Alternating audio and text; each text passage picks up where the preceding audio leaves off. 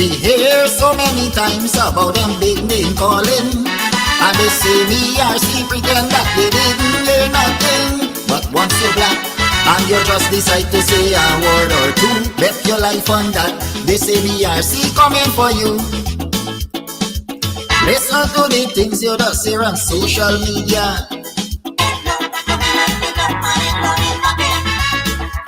Only one set of people allowed to talk in one Guyana. I still say nothing, black people in learning. But this is my concern. I hope one day black people will learn.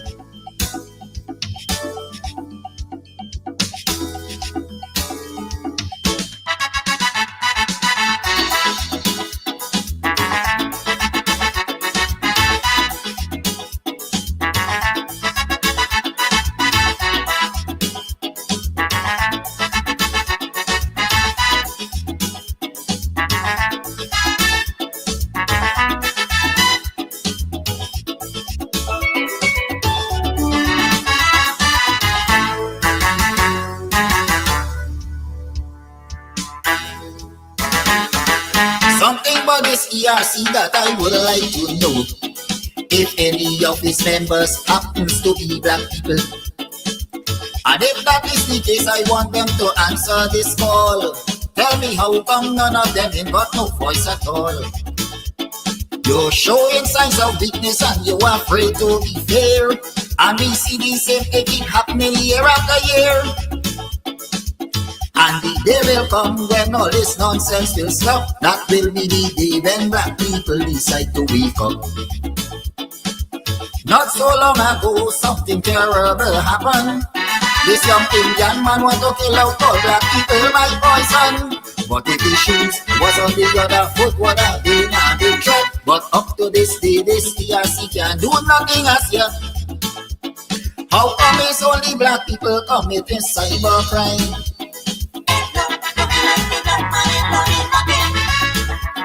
When pretty on social media fussing people all the time, I still say black people in learning. But one day will come when the entire table will turn.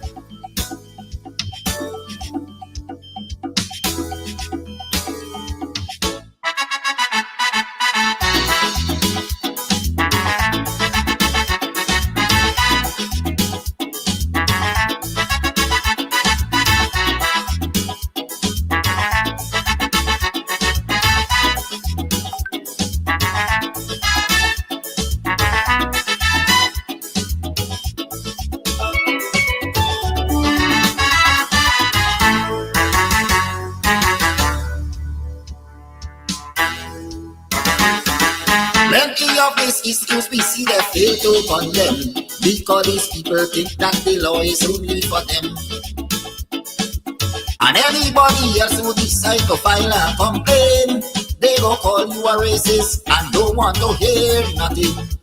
Plenty complaint from time to time has been brought to their attention, but because of this one-sided cybercrime is why they don't show any concern. There's only one set of people that they really care about, and black people must take the abuse and shut them out. Kidaki Amsterdam went to court just recently for an issue that was highlighted by the same ERC. And with breakneck speed, the police decide to jump on his case. Without a search warrant, they went and search up the man's place. Let us all agree that black people under attack.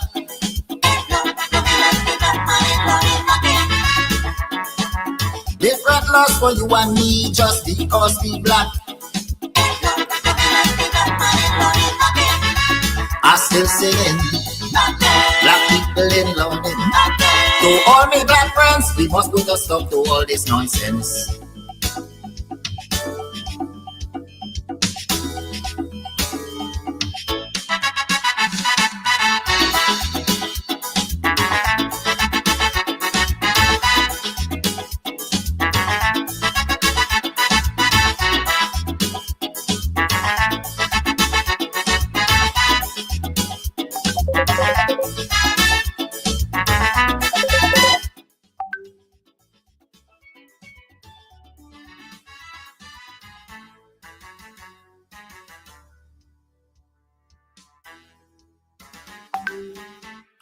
the cybercrime laws to keep people silent, just to make sure nobody criticize this government.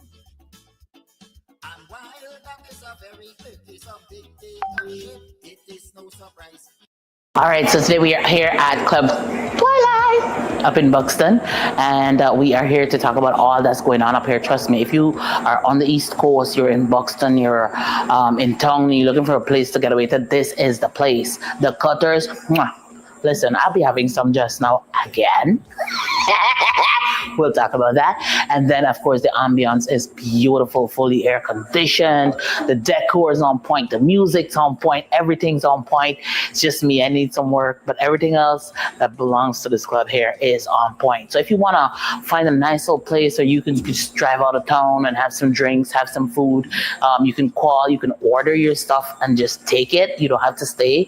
Or if you want to stay here, that's what's up. And of course, they have special events for Valentine's. You can rent a hall. You can rent a hall, honey. You can rent a hall for weddings, for birthday parties, to have a bash. I hope he edits that out. But you know, whatever it is, this is definitely the place to be. So it's on Sideline Dam. You definitely want to ensure that you check this place out. But it's on your to-do list.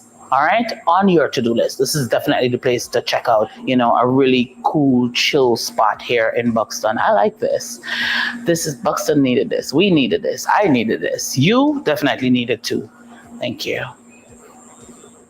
All right, so you might be wondering where we are, still in Buxton at Club Twilight. That's where we are. So Club Twilight also has like an Airbnb as well. So you could come, drink, drunk, and come in the back here and lie down. Look at that.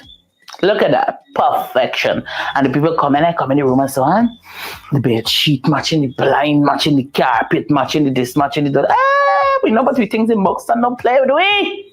So definitely if you want to come and you know you may be having a wedding or whatever and you just want to overnight and just have a good time because you're gonna be drunk. We got too much road accidents. So you definitely want to come drink, have a good time. They have several rooms that you can rent. You have your toilet, you have your bath, you have your sink, you have your dining area, you have the bed. This is nice. I like it. Anyways, to my friends and my family, if you're looking for me, I'll be overnighting. Also for those persons who are traveling in from overseas, you want a nice, cozy place out of town, then Club Twilight, call them up, look them up on social media. They have their own Facebook page and ensure that you come up the side and have a good time. Have a good time. Have a good time. Sorry. I'm sorry. That's it. Stop running around like headless chicken. Go to Ashton's Marketplace for whole and cut chicken, beef, pork, processed meats like bacon, beef franks, smoked ham, ground pork, calabresa, and lots more. Ashton's offers wholesale and retail. Check them out. Call 613-2332 or WhatsApp 434-327-3955. Ashton's Marketplace at 72 Rob Street, Border. Planning a party? Worry no more. We have all the supplies you need. At EC Party Rentals, we have folding chairs, folding tables, square tables, round tables, long tables, short tables, big tables. We have chairs, red chairs, gold chairs, white chairs, crystal chairs, chairs of all type, throne chairs. What you want, we have. Food warmers, coolers, ice, beverages. At EC Party Rentals, we have what you need to have a good time. You plan the party, we do the work. Call us 622-5933. EC Party Rentals. Let's keep your party going. You can get meat anywhere, but for the best cuts of chicken, beef, pork, mutton, and lots more, check out T and W Harris Butcher Shop, located in the East Ramvelt Market Meat Section. Call us on 609-7168, 641-4494. Ask for Rastaman.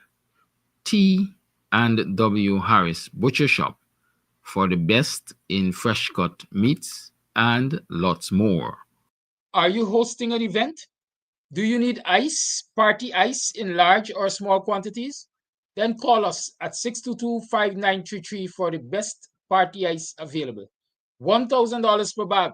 We do delivery. EC Crystals, Sideline Dam, Buxton North.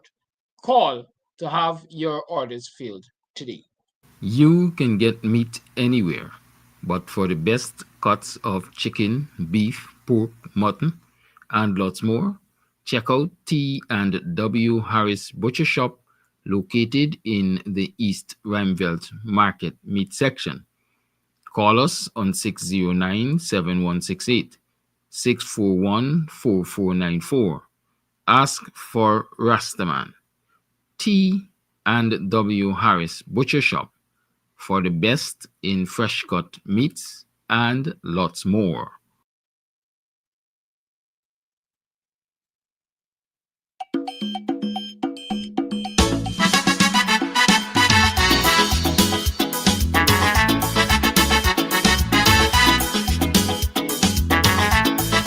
Politics time again.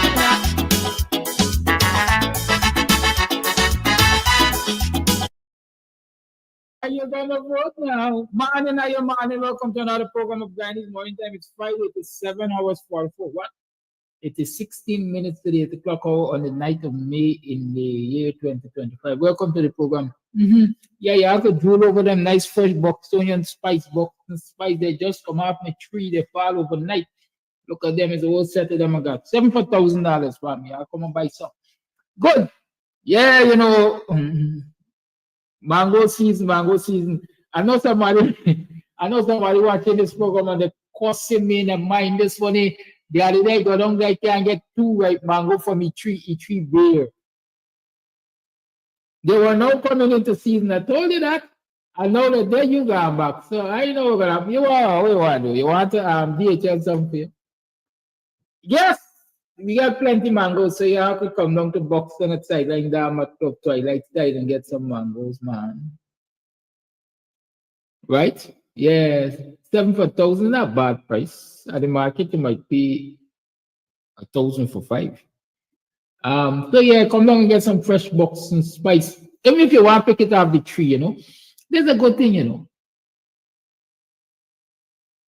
Yes, Dennis. There's a good thing, you know. When last you were able to pick a mango off of a tree, watch the mango in the tree and say, you know, I like the one, I want the one. You could even climb up, feel it, come down back, and then pelt it. Well, last year, that opportunity. Come, you come buy some mangoes. Good, you come buy some mangoes. This morning, I'm hustling. This morning is the hustle morning, you know, money got make. Yes. Some people get tight-fisted and so some people tight. They're like, crap, oh, they're letting nothing go. So, you know, all streams have to stream. Yeah, multiple streams of income. We have to understand multiple streams of income. Politics time again, there's lots and lots of spending that will have to be done. And so all of our streams got to kick in, yeah, trust me. Big up yourself, Emmanuel. Politically incorrect. Grand Rising King. Yeah, so what we got to talk about this morning? Listen, we got a whole lot of things to talk about. I don't know, Guyana is such a darn special place. You know? Guyana is a special place. There's no time for mangoes, but there are a whole heap of measures that you have to be able to satisfy before you can export any plant-based any fruit, let's say. Phytosanitary is meat, I think. Yeah, phytosanitary measures, you got to be able to satisfy a whole long list of them before you can export meat. And then there are other measures, what do you call them? I can't remember. But there are lots of other measures that you have to. All right, Flash Garden, thank you for that order. You see, Flash Garden is always ahead of the line, you know. The man of Scarfus, the man of Artifus. Right? What we doing, Flash? We doing any Mother's Day basketball? I didn't tell asking you, but the story come up, so I'm gonna ask you. I can't remember if you told me to do any, but you know what has happened. I get him big. Yeah. So all in the education process that this thing came up as to whether or not I can export. I know it might be just a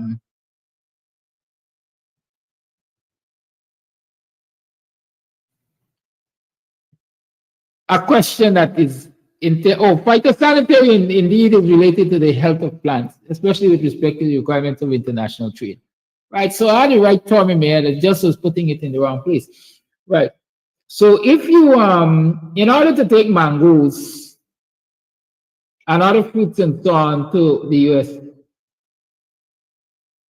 phytosanitary measures, you gotta satisfy them. Right? Well, not even only in the US at all. Generally around the world. If you want to move mangoes from Guyana to Trinidad or Barbados, it might be a hell of a hobble to do. I don't know how easy it is intra-regionally. But generally, if you want to move agricultural produce from one place to the other, you have a lot of phytosanitary measures to satisfy. Why?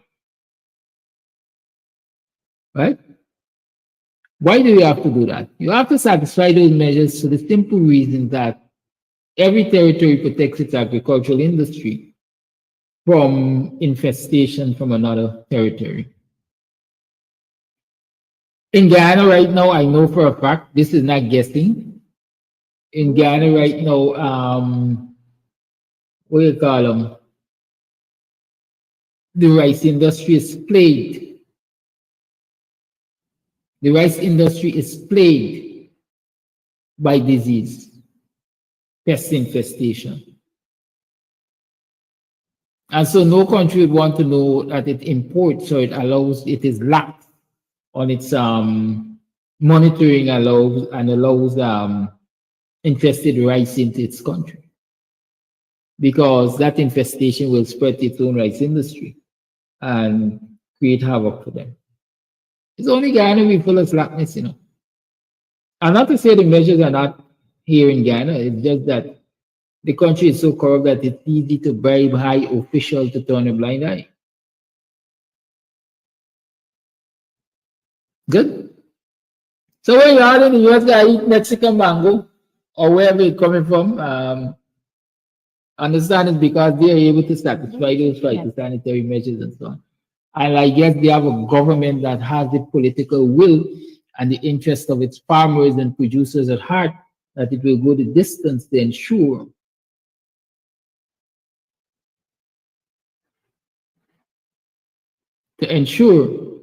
that they can benefit from international trade. That's Emmanuel. I see Emmanuel has sent me a link in Barbados to the BAS slums exclusion from Barbados Guyana food terminal planning. Right, and I'm sure he's referring to that story when Barbados had an Agro Expo recently, Agro Fest, I think. And at the end of it, there was an announcement by the President and others that Guyana and Barbados was going to be working to set up, whatever you call it, cold storage and so on and so forth for Guyanese produce and thing. I think that is what Emmanuel might very well be telling us about. And the World BS by Barbados Agriculture is slamming the Beijing government for excluding it from these discussions, right? So Guyana has a lot of exotic foods, but we don't export a lot of it. In many instances, maybe we don't even produce a lot of it on a commercial basis because we don't have an export market for it, and because our government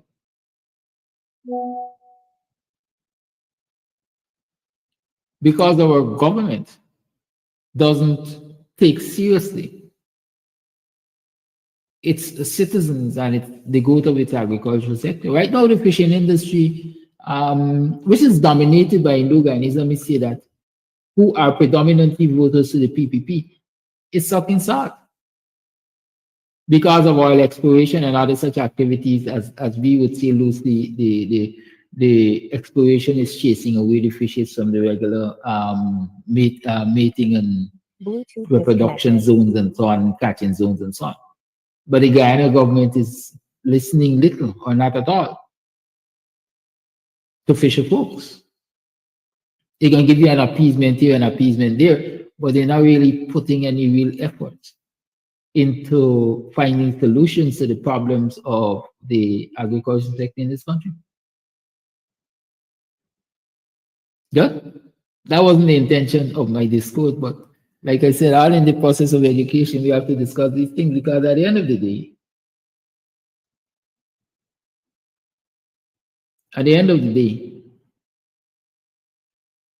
the agricultural industry is critical to all of us at home and abroad.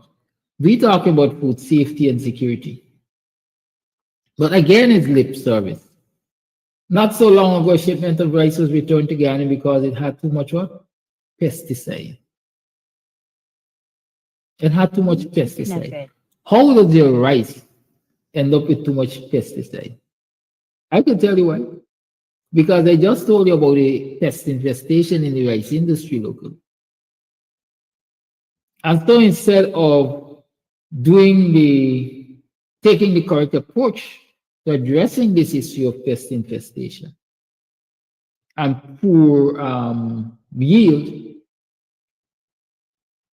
all the farmers have been left to do is to douse their crops in pesticide. Pesticide, pesticide, pesticide.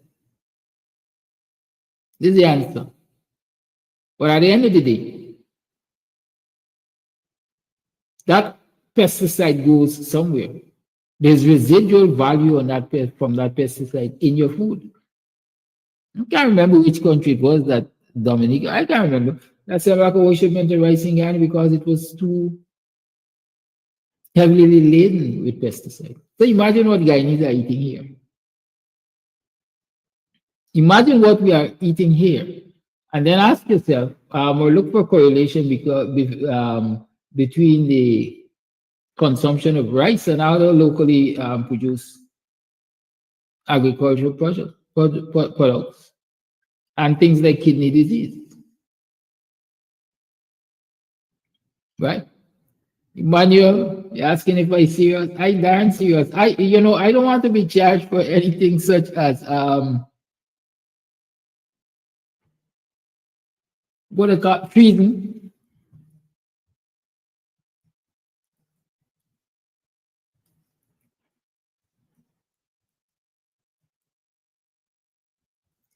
Right?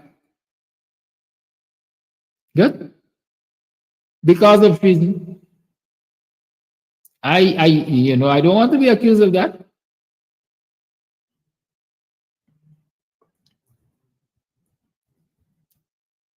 It would benefit me nothing to be saying such things,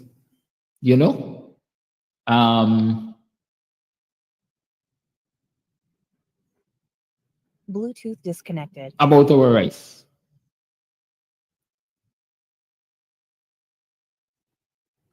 But that's the reality. Anyways, those are all things national. We got to talk about them.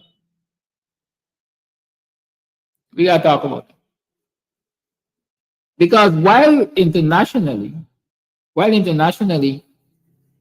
the authorities, they take seriously their responsibility and they can recognize when things are not in keeping with the regulations and so on, and they can flag them in the interest of protecting their citizens. Why am I frozen? Are you hearing me? In the interest of protecting their citizens.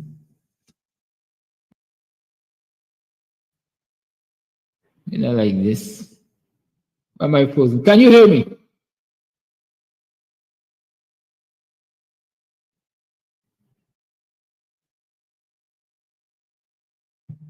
Bluetooth connection. Yeah, good. Were you hearing me all the time? I hope you were. Good. So I was saying, while yes, then it's creating public mischief. While our international trading partners, let me call them that, take seriously their responsibility and will flag things which are not in keeping with the regulations. In Ghana, there's nothing like consumer protection. We got a food and drug analyst department and so on and so forth. That's true. But the question is, how much work do they do? How much work do they do? How much work does the regulatory body do in this country? Case in point, Adriana, 11-year-old, disappeared,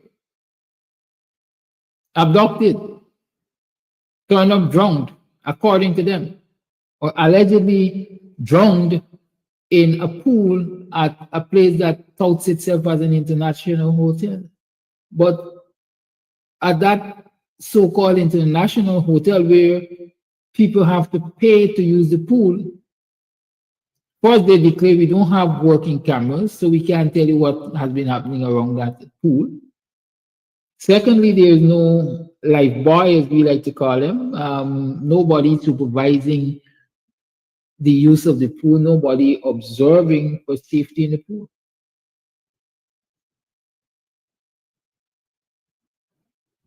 A lot of people are arguing, yeah, the body was in the pool, but they couldn't see it by just looking and thinking and searching and so on and thing, because the water was murky.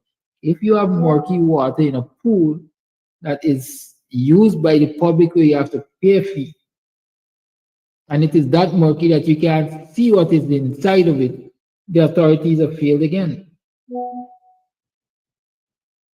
Right? The authorities have failed again.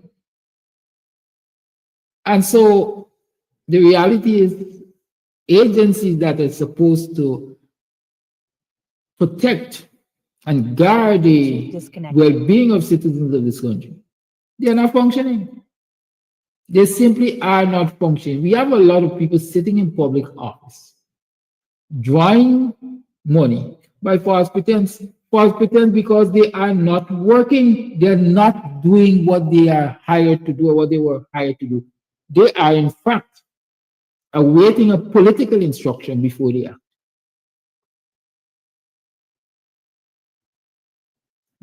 In any other country, the Environmental Protection Agency, EPA, would have been the one leading the charge to ensure that there is oil spill legislation that really protects Guyana and its citizens.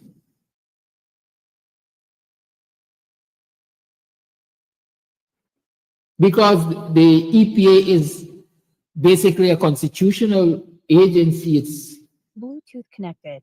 empowered by law to do what it is supposed to do. But no, we find this very agency fighting against the protection, fighting against the interest, the well-being of the Guyanese people when it comes to oil spill legislation and protection. Because why? They function on political instructions. They wait for political instructions.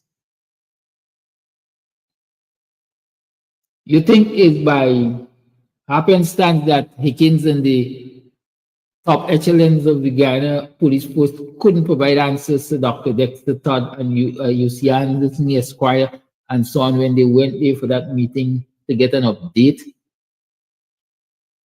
on the investigations into the murder, let me call it that, because that is what it is. I'm convinced that is what it is, of Adriana Young. They could have. But they had to await instructions from their political bosses. Right? They had to await instructions from their political bosses. What can we release to the public? What can we say to the public? All you had these answers, and within hours of this meeting being finished, you were able to issue a press release and say, we did this, we did that, we're doing this, we're doing that. I'm not saying that those answers have credibility. There's a difference between answers and credible answers. I'm not saying the answers are credible, but they have to await political instruction. Mr. Jordan spoke yesterday about the gaslighting when it comes to certain issues. Do you recognize the example that before the youngsters who were arrested during that uprising, I want to call it, before they were charged, therefore,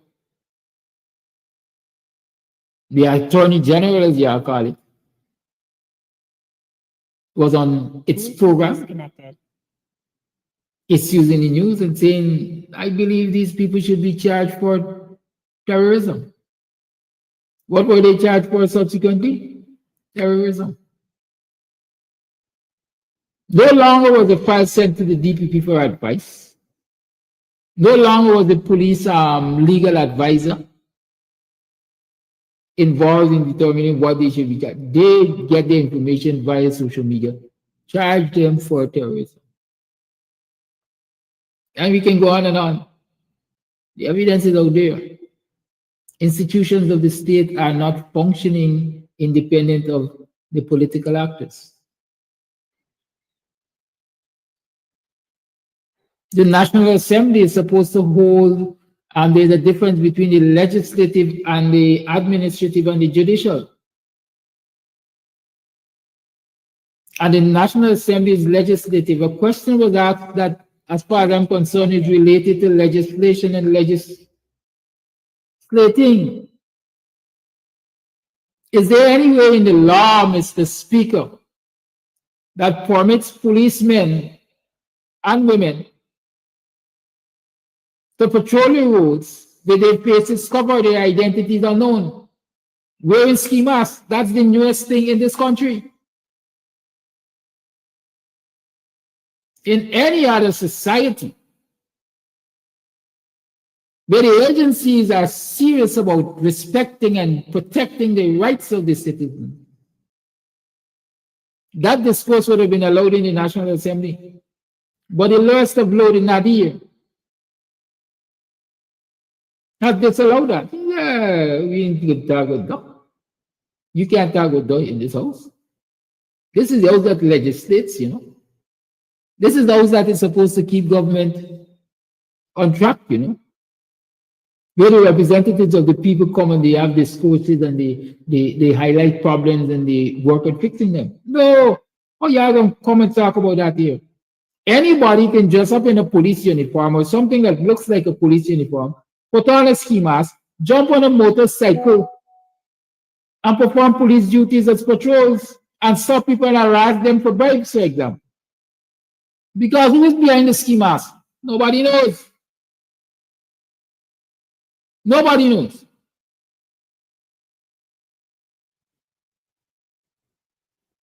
You think all those, let me call them by my choice of words, idiots who were shooting up people in the city not so long ago because they were protesting for justice, are actually policemen and women, sworn policemen and women? No. My sources tell me, my sources allege that a lot of people hired, a lot of goons hired by sheriff security were among the policemen.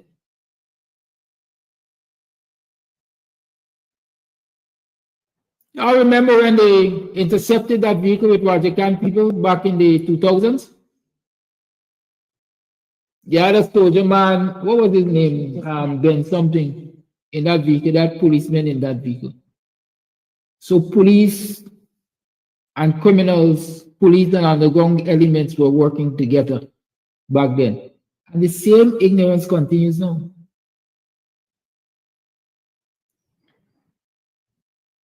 But it's done more sophisticatedly, right? So we can recognize that. Guyanese are so dark and dark. We can recognize them.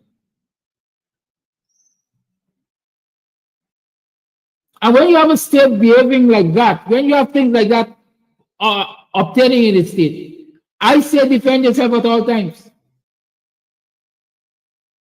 And if a masked man is walking into my yard, especially at night, what should I do?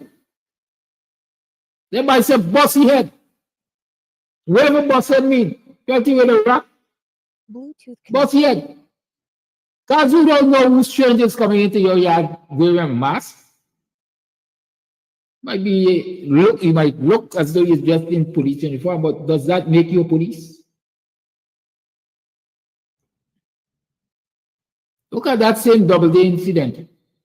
It is evident that at least one policeman had his body cam in his pocket.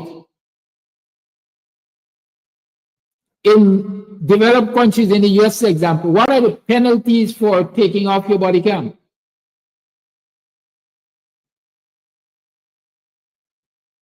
Do policemen and women face punishment, penalty, inquiries when they take off their body cams? In this country, they told us just a few days ago, President Ali gave over 500 body cams, I think, to the police. To what end? To what end?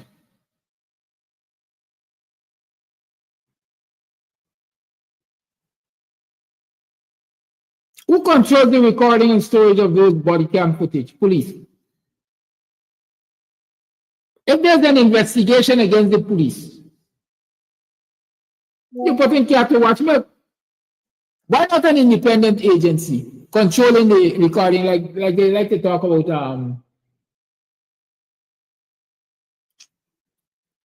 EGOV?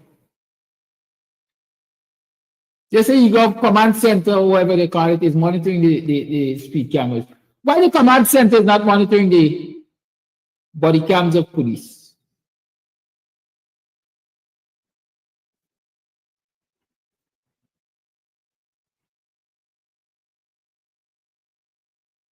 Huh?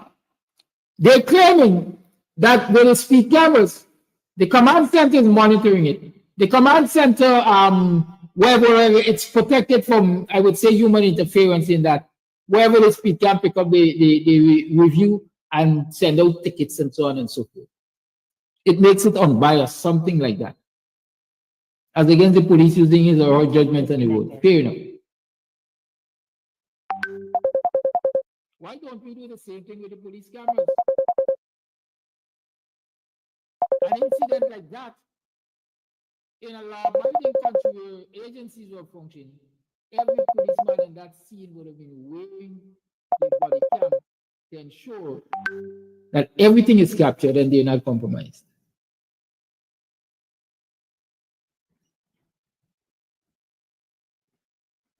No, we are allowing this abuse to continue. In which country would it be found that the presidents blatantly lied to the nation, whether by insinuation or literally uttered those words, to say that part of the reason why the autopsy couldn't determine the time of death of young Adriana Young is because the body was in an advanced state of decomposition.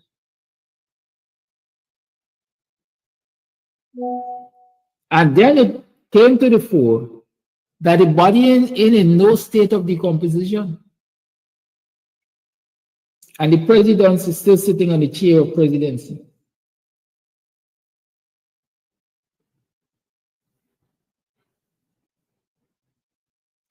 You are right to name yourself primitive, because you're so primitive that your head is stuck up your asshole.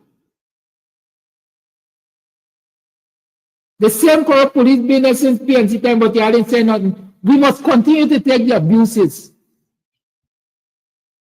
You see, I just take me down some dark roads. Because you have been involved in incest with your blasted children and family members for hundreds of years. It should continue.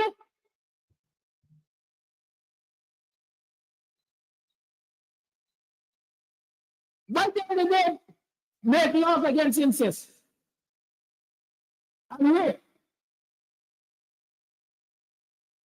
and adultery,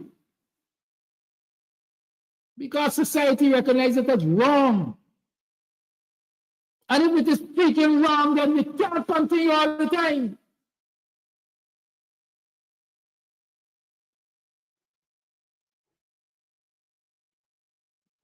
But these day-to-day crab dogs,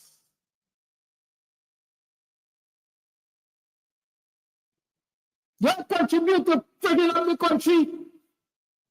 Since you gave a youth into you're going closer to the grave. And you stay with this bullshit. The police, they corrupt in PNC time and y'all didn't say nothing. The police, they corrupt in Jaguar time and y'all didn't say nothing. We must continue to live like this.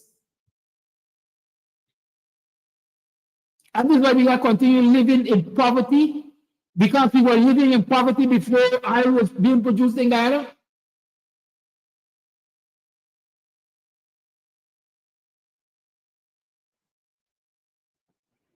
You right to be named primitive. Bluetooth disconnected. The right to choose a name primitive. I want your grandchildren going to judge you for it. Because until it visits upon you, you will not understand. And you know what's the funny thing? I'm willing to bet you sit down in the white man country. You sit in a country where democracy is at work. You sit in a country where institutions work. And you're still in your bullshit. The Guyanese. Guyanese don't deserve the quality of life you enjoy in a foreign country. If you think we got the best quality of life, come on, man. Come home. And I understand what it is. Then somebody has infringed your right and you can't get the friggin' police to do what they gotta do.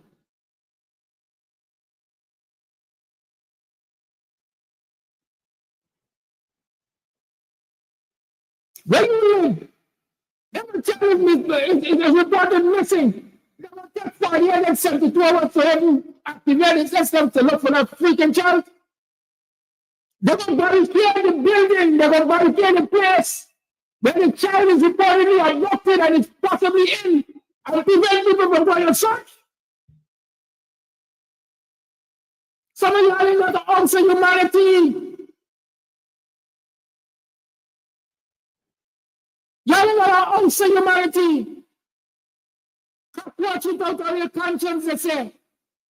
Beasts, y'all don't speak. But as long as you can get a pittance on your friend in government, as long as you can get a privilege, a favor from your friend in government, they're all well and good, they're doing good.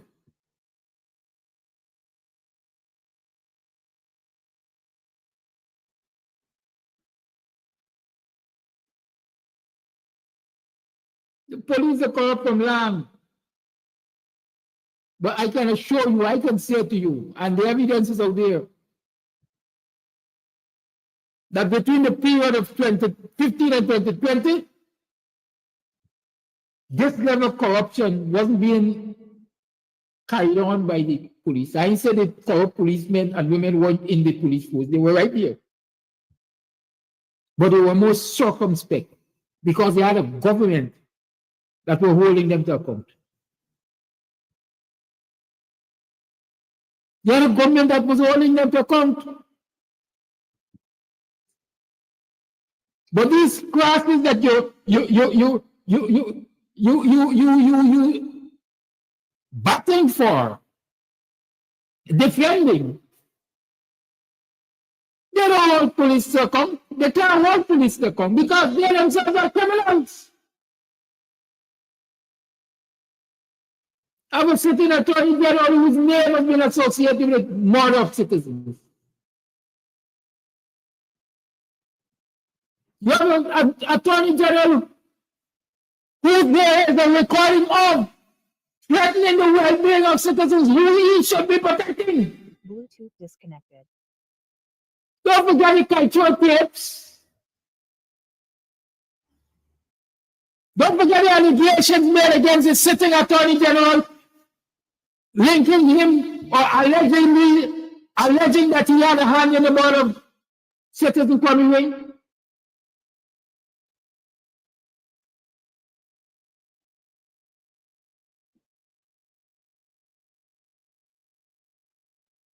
And you all support these things.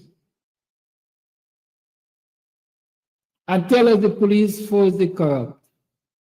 They are always corrupt.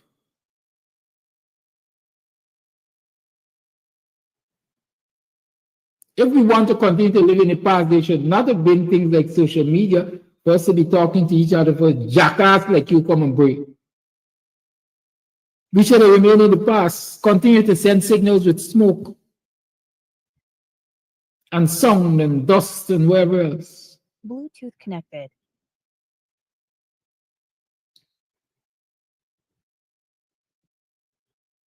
Government was always corrupt.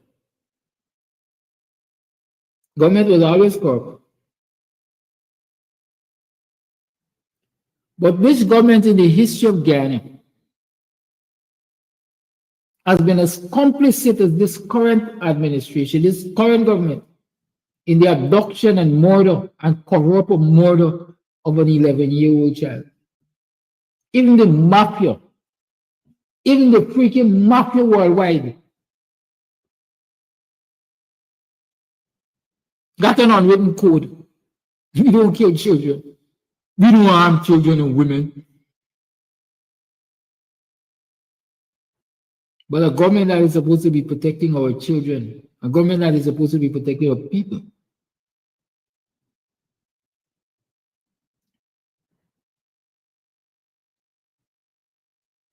has its hands so dirtied in this murder, this abduction and murder of little Adriana, that it is contorting itself all the time to pervert the course of justice. There are international institutions, there are international organizations out there that can become involved in the investigation of this abduction and murder of this child and bring it to closure, credible closure. The other day, the so-called vice president was threatening to get the FBI involved. As a matter of fact, I indicated that the FBI was now involved in the investigation of the murder of Paper Shorts because it was alleged that a quote-unquote political opponent of the PPP had a hand to do in that murder. So the vice president, the so-called vice president, was saying, here, you political days are numbered because we get in the FBI involved in this investigation.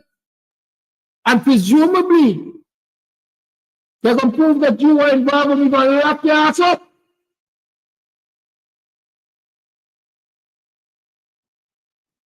Why not utilize the same resources of the FBI to investigate the murder of Adriana Young? No. Disconnected. Because that will ensure that we get our asses locked up.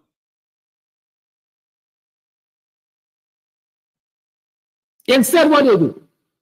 People are calling, let's have an independent investigation. They're going to find some old retired, damn cookish, if you ask me. Presumably cookish, if you ask me. Allegedly cookish, if you ask me. Retiree of the Royal Canadian Mounted Police to bring them in and said this is an independent investigator. Would that be an independent investigator when the only person you answerable to is you and is you paying him? You know why you chose him? Because you will pay him and demand the result that you want. But if you bring the FBI, that person is answerable to the FBI. And you're not likely to tell the FBI the results you want. Bluetooth connected.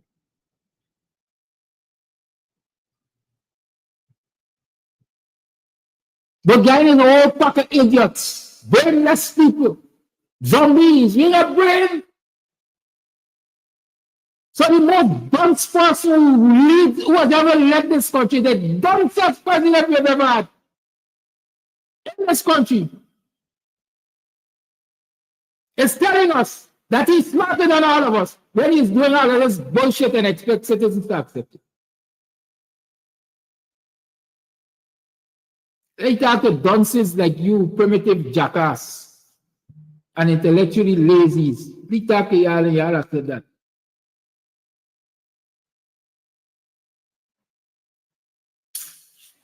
Back to regular programming. The lines are open. 6225933 is now going to call you. Tune to the Guyanese Morning Time. I'm your host, Hidaki Amsterdam. 6225933 is the number to call. You change into Guyanese Morning Time. I am your host, Hidaki Amsterdam. Make those calls, man. Let me talk. Talk about these idiots.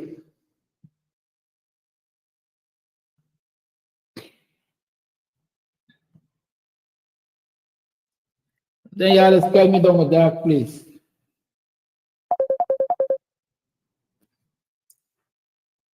I just want to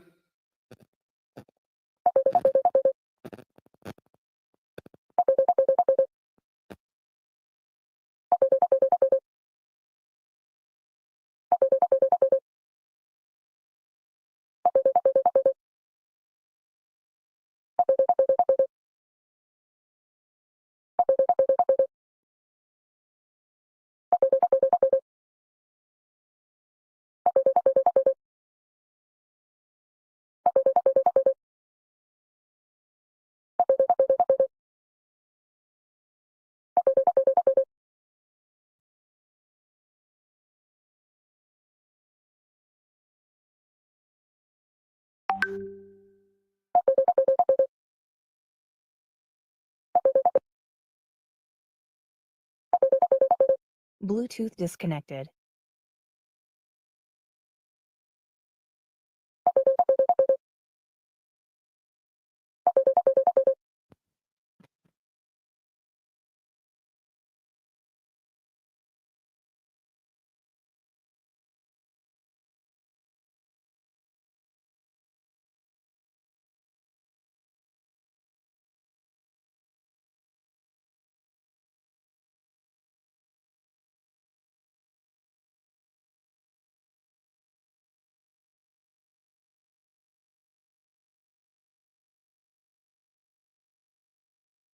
you change into Guy.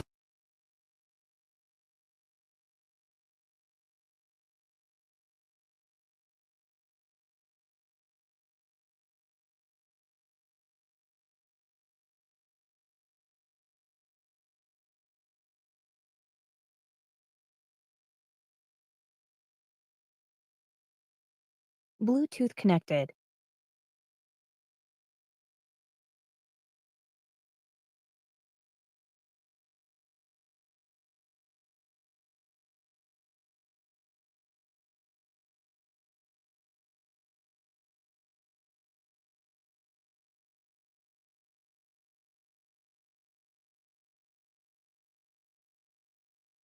Bluetooth disconnected. We stood up and we got the right thing. And I hope we as a body, we could stand up for the farmer passport to take back its position where it is. Because our motto, the world over, has not changed from one people, one destiny, one nation. I've mixed it up there. And now to see that you're going into countries now with a new mantra on your passport. This country is heading down the lines of being treasonous against themselves. Lastly, remember that sweeper cleaner who saved many children and it didn't turn into a second Marjorie fire at Mace? I think she has been dismissed from the job with a lot of things coming, a lot of things against her. I wouldn't want to say what I feel the situation is. I know that you're going to allow me. But I think that we should try to find out the main reason for that woman being dismissed. So those are my few points, and welcome to Emmanuel Barilla. Instead of seeing you at 1 o'clock in the morning, I see you all today by my thanks. Thank you for that call. Yes, I know some of you said you didn't hear all of what Wanda said. I hope you eventually got to hear all of what Wanda said. Lines remain open. 6225933 is the number to call. You're tuned to the Guyanese Morning Time. In fact, I'm not going to take y'all give me a minute.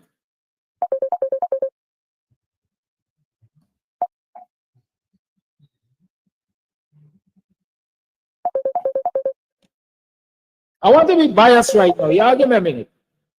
Hang up, my man. I say hang up.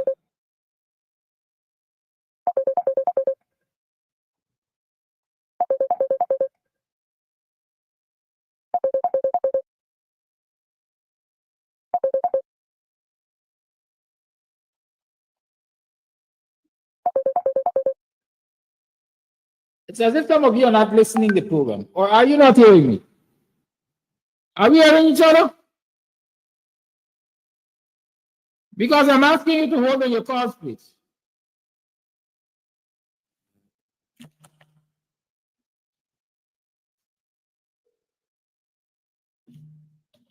Talk to me.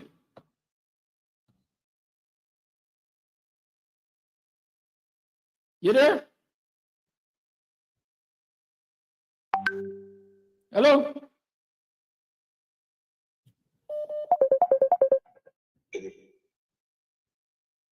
Yeah, welcome to the program. What's up? Welcome, thanks. Well, first, I got to say greetings to the whole of Guyana, especially the Marara for life, you know that for sure. Good works, Kadaki. You know, maximum respect to you for the platform that you allow the people to have a voice and to be heard, you know, so big respect to you on that for sure.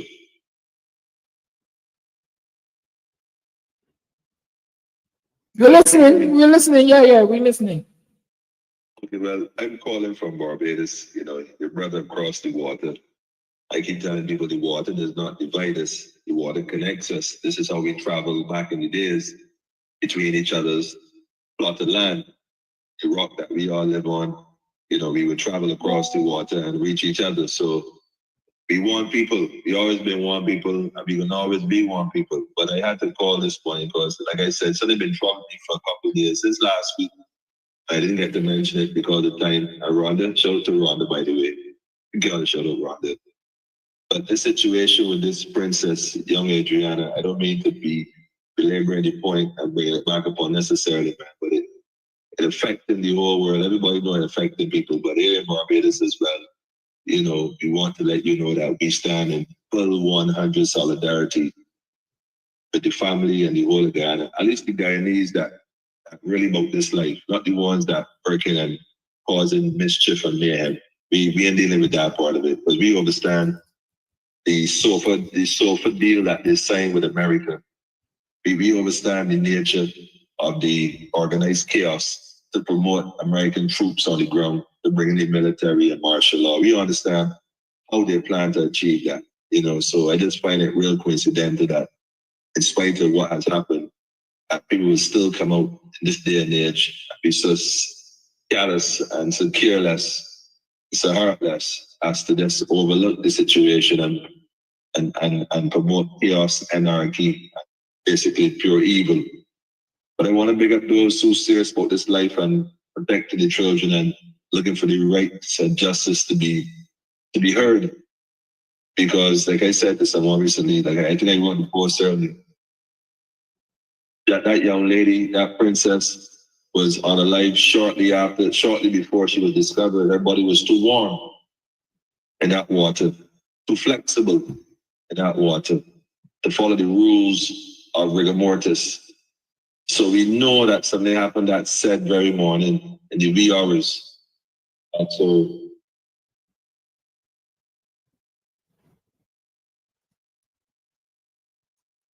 You still there?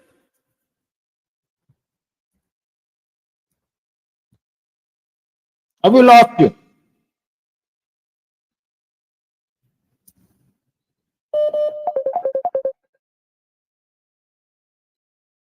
Carry on. morning. Morning, caller. Question. Why is it we operating like if everything is normal in this country? we are being supported from all over the world. Different artists calling out and making their voices heard. What happened to we in this country that this thing happened to? Why are we going to work and going to school and going about our lives like if everything is normal and that, like if everything is okay? Everything is not okay, people. You understand me? This government sowing negative seeds, and when they grow, they turn it back now and pointing finger like if it's it's not they sow the seed. If you sell people children, what do you expect people to do? People can do, you understand everything. But anyway, the main thing is that we're supposed to be on the streets peacefully, and I'll say it again, we're supposed to be on the street peacefully, but we're supposed to be on the streets. We're supposed to go into work and go to school and keep everything normal. Everything in normal, people. Anyway, and one more thing. Mr. Kadaki, I notice when people call, the name coming up on the screen and the thing coming up on the screen. Carl, it was a technical glitch. I hope I fixed it. I think it's fixed. Oh, okay, yeah. Yeah, there's technology, But let me just engage you a little bit. I'm happy that you said people should be on the streets protesting peacefully. Yeah. The problem we got in this country is that this government can't stand peaceful protests. Peaceful protests threaten this government, and so what they do is put implants among the peaceful protesters to create chaos. Right? You might rebuttal to that though. Create a peaceful protest, right?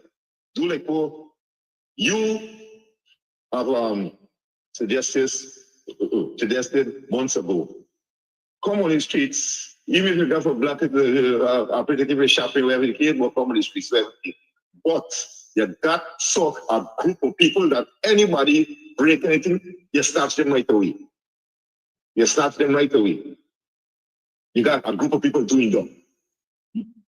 Obviously, this is cause for organizing, but you need a body of people who could do something, look like it will start negatively, you shut it down.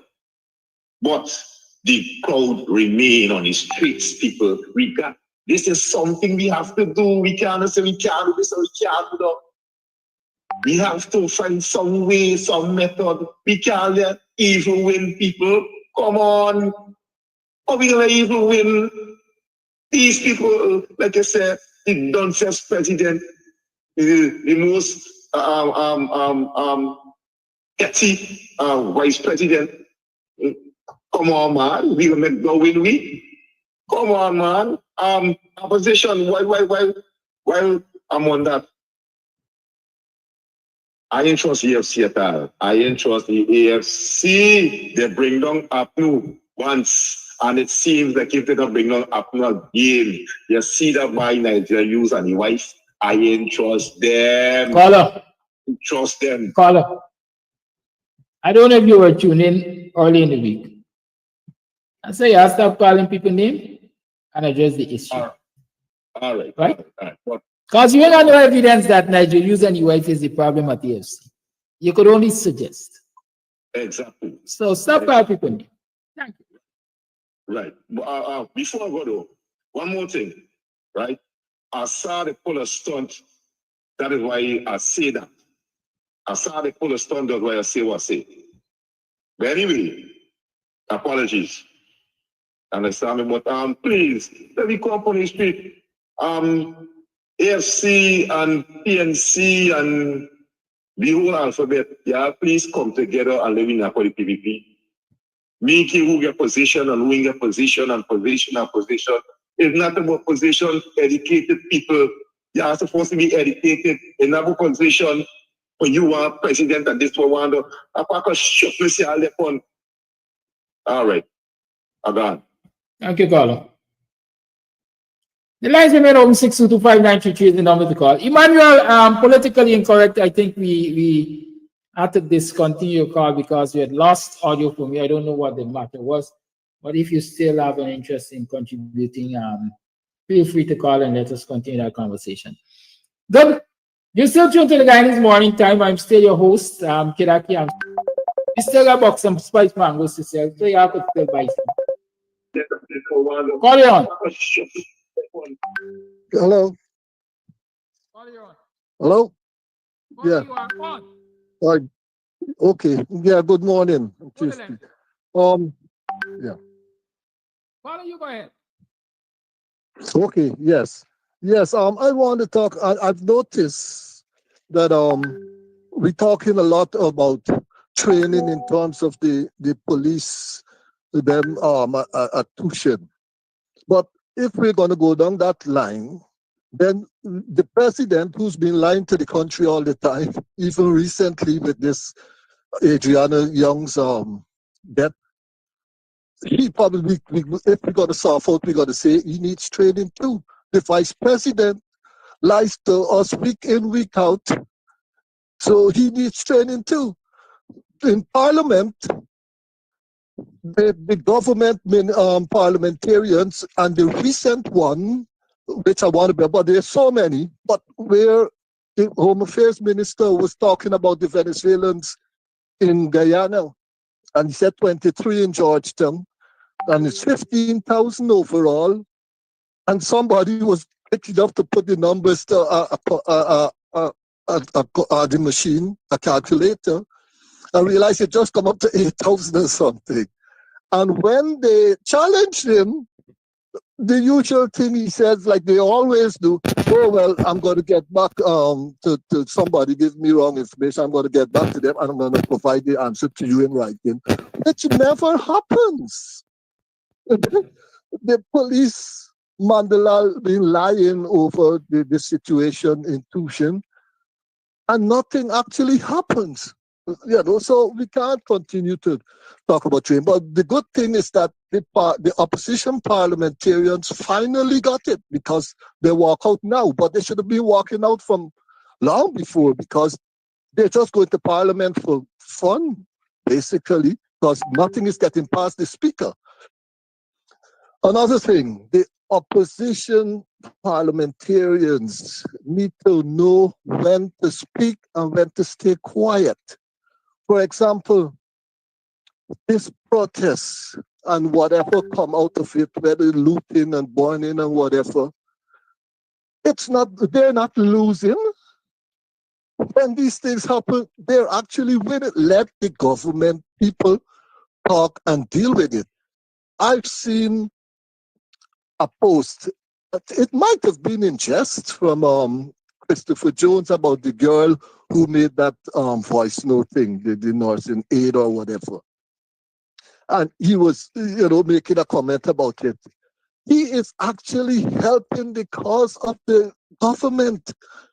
Just stay quiet, shut up, let them deal with it.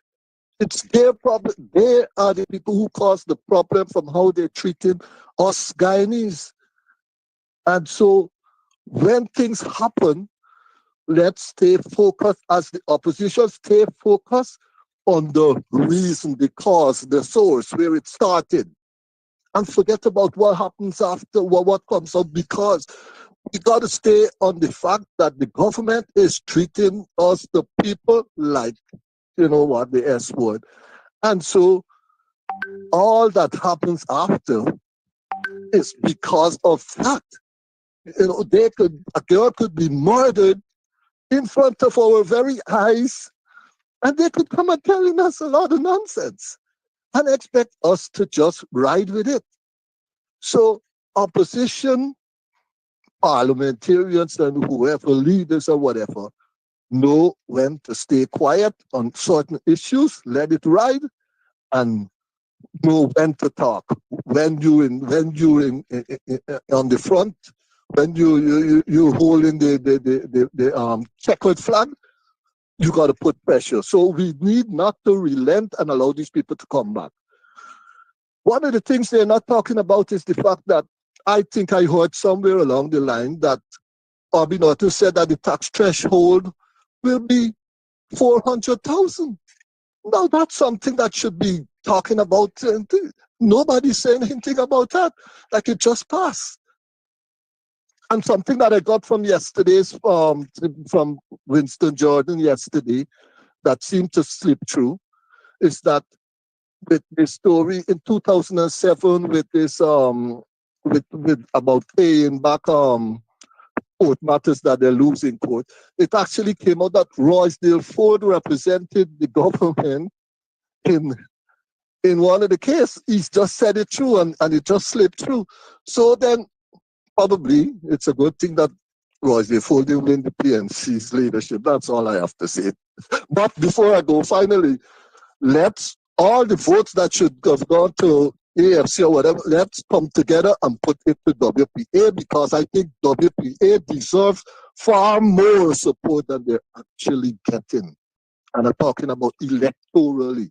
Let's bring them up. So let's come together and vote what we should have voted for AFC or whatever, WPA. Because y'all as WPA is standing for everybody, not just one side. Thank you, Colin. Right. Good. You're welcome. Bye. Politically incorrect, you're on. Yes, Dr. Give thanks. Just got dropped out. I was telling you that maybe the president hacked the phone or the Wi-Fi. I don't know where you left off, where I dropped off. I was addressing the matter with the young princess. And my perspective in terms of her and how that whole thing would have happened in the morning before discovery. I'm sure most of the Guyanese by now would have recognized that. The brother just said it. I totally agree with the previous caller. We cannot go on as business as usual. Now, as much as we don't want to disrupt certain aspects of the society, like the medical aspect of things, perhaps the school aspect of things, but our children are still being exposed to the trauma of what happened to young Adriana. We mustn't foreshadow that by thinking, oh, they're going to be all right. Because the horror of it in their minds and how they process those emotions, I'm not sure if the teachers or there's some kind of program in place to help, for them to voice their thoughts, let us share what they think about it, because it shapes their mind as well, and it will have a lasting impact on them in more ways than we can begin to imagine. Plus, social media, the youth are seeing what's going on. They're hearing politicians blatantly lie to the people, many young people can think for themselves as well.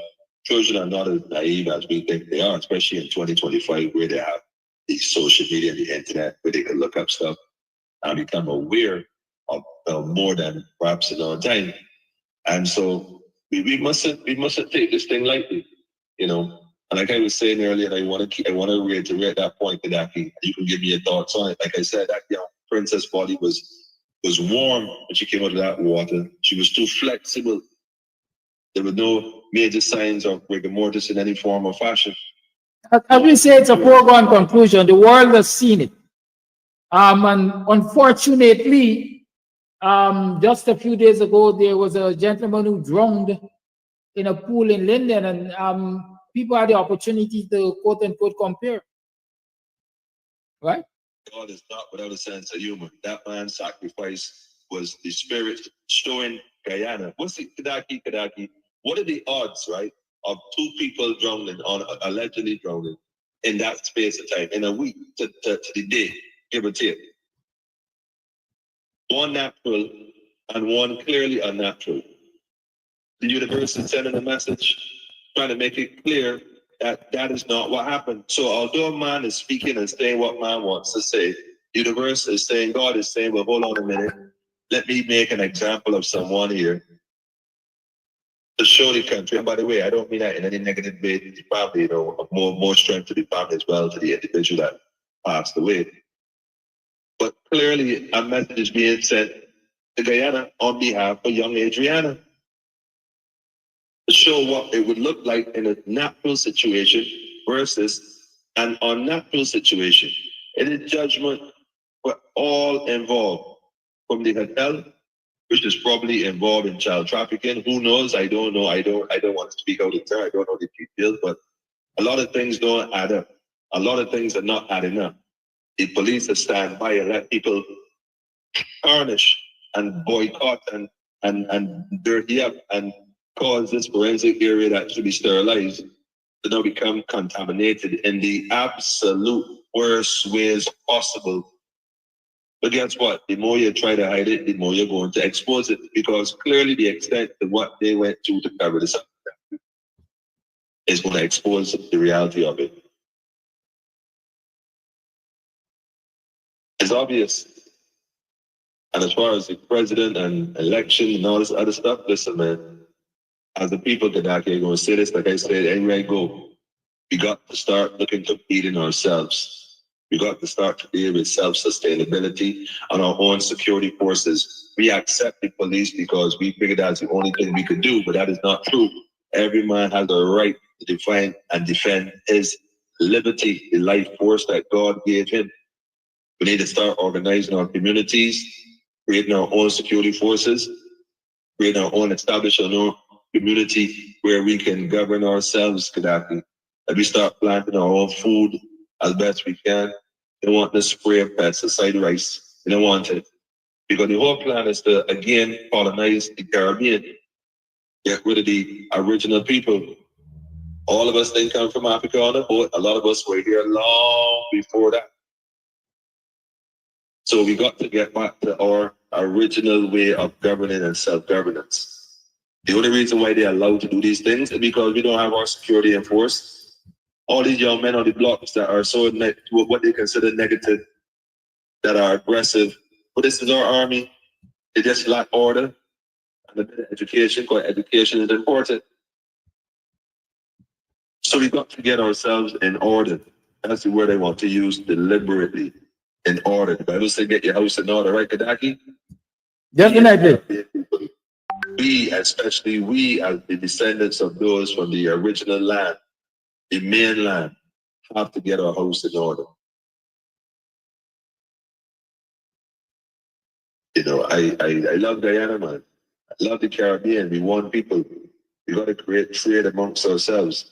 If the government don't want to give the trade, well, find it for yourself. Find a country that wants something. You find a way to get it to them, meet the standards of export, and let me go from there. We don't need permission to do only slaves need permission, you know. It's only slaves that need permission. Free man and free woman do not need permission. The only answer to God. The answer alone to God and God alone. Nobody else. We respect each other because we respect ourselves. We respect that God force that lives within man. But we are not going to acquiesce with some tyrannical government that is focused on economics no more than people. In fact, I go a step further. It would never have focused on the people. It's always about positioning themselves and their circle and making sure that they can exploit the weak, strengthen those who already have the strength. But guess what? It only exists because we allow it. We don't have to fight it in our Gaddafi. What we need to do is build our own. Build our own. So to try to fight that and tear down what we have already built is foolish. But if we build that for them, we can't build it for us, Kadaki. If we build it for them, Kadaki, we can't build it for us. And the caller that mentioned snatching up the protesters that are sent in as agent provocateurs, disrupt the proceedings. I totally agree 1000% that we should have our own security force. And as we see somebody step over the line, we put it in perspective. Not the day. The devil is a liar, brother. Rastafari. Blessings, man. Have a good one. Thanks for your contribution. Yes, good. Thanks for coming. You anything? Yeah, The man. family, I love the princess. May she live and rise forever in the minds and the souls of the people. Respect. Call you on. Good morning. Morning. Call you on. Good morning. I love that man, Winston Jordan. I love how you just have him on your program, right? He come mainly and he talks about finance. You know how much thing, well, not only finance, but most, you know how much thing I learned from that man. I say this to say that please let people like Valda come and talk about health. Please let people like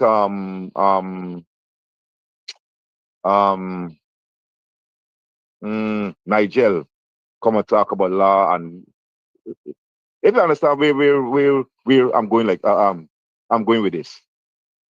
You understand me? There is Yes, I so much understand. things that these people could come and teach us that we don't know about.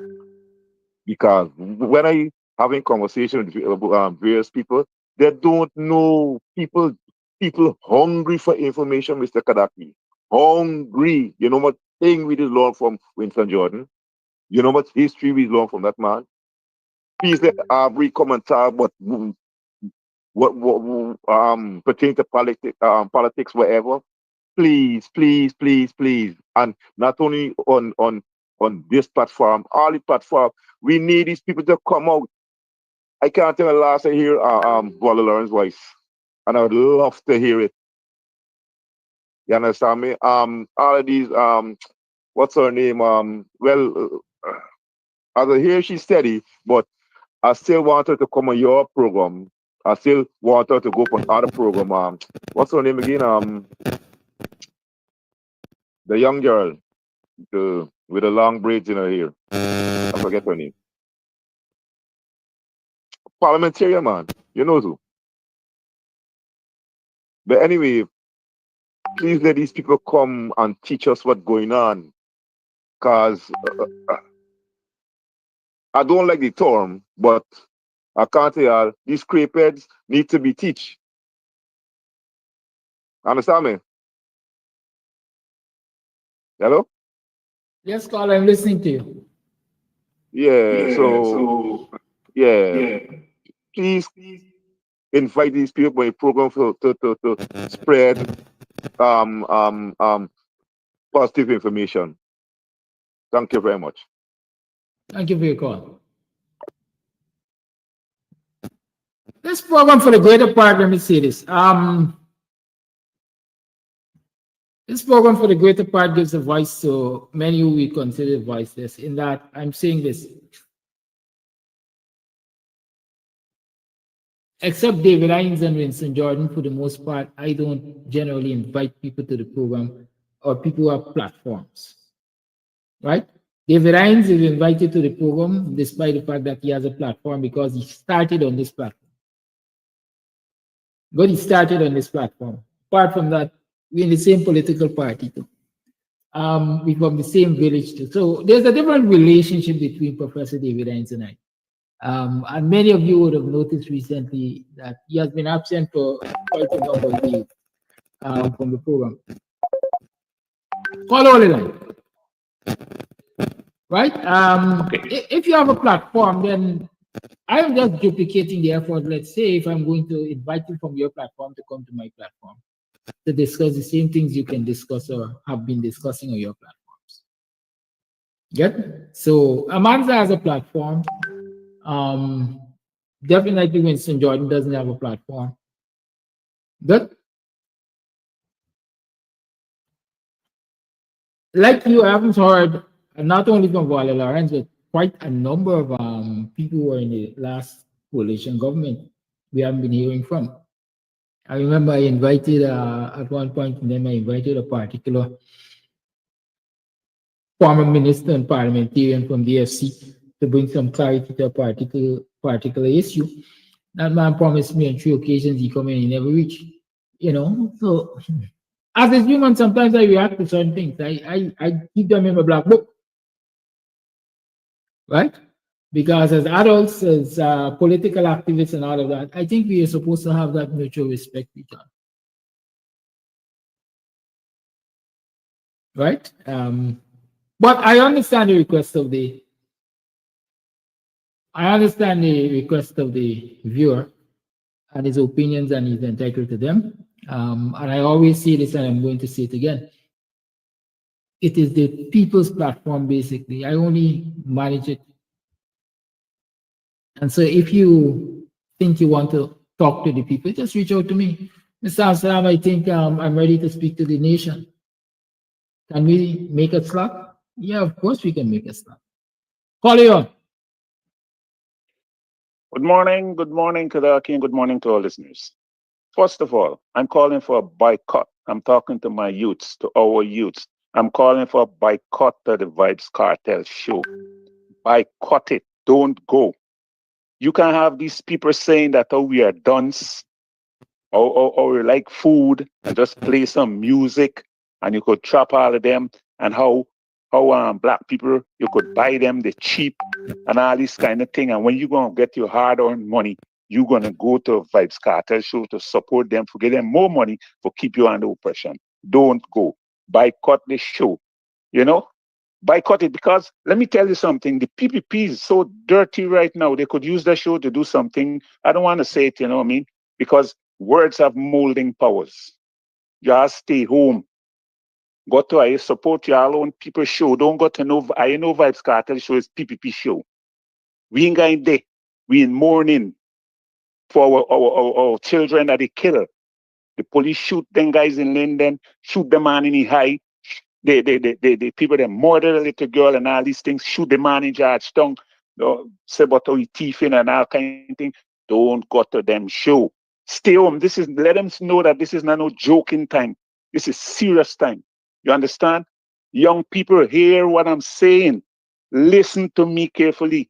Don't make a dance scratch your hand for go and spend your own money, and then next day or you borrow from somebody for go and party and all those stupidness. Don't do those things. Don't do it. Get sense. Wise up. Come on, black people. Come home.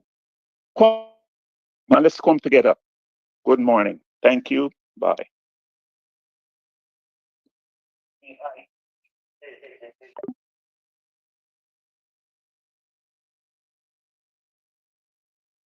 Yeah, I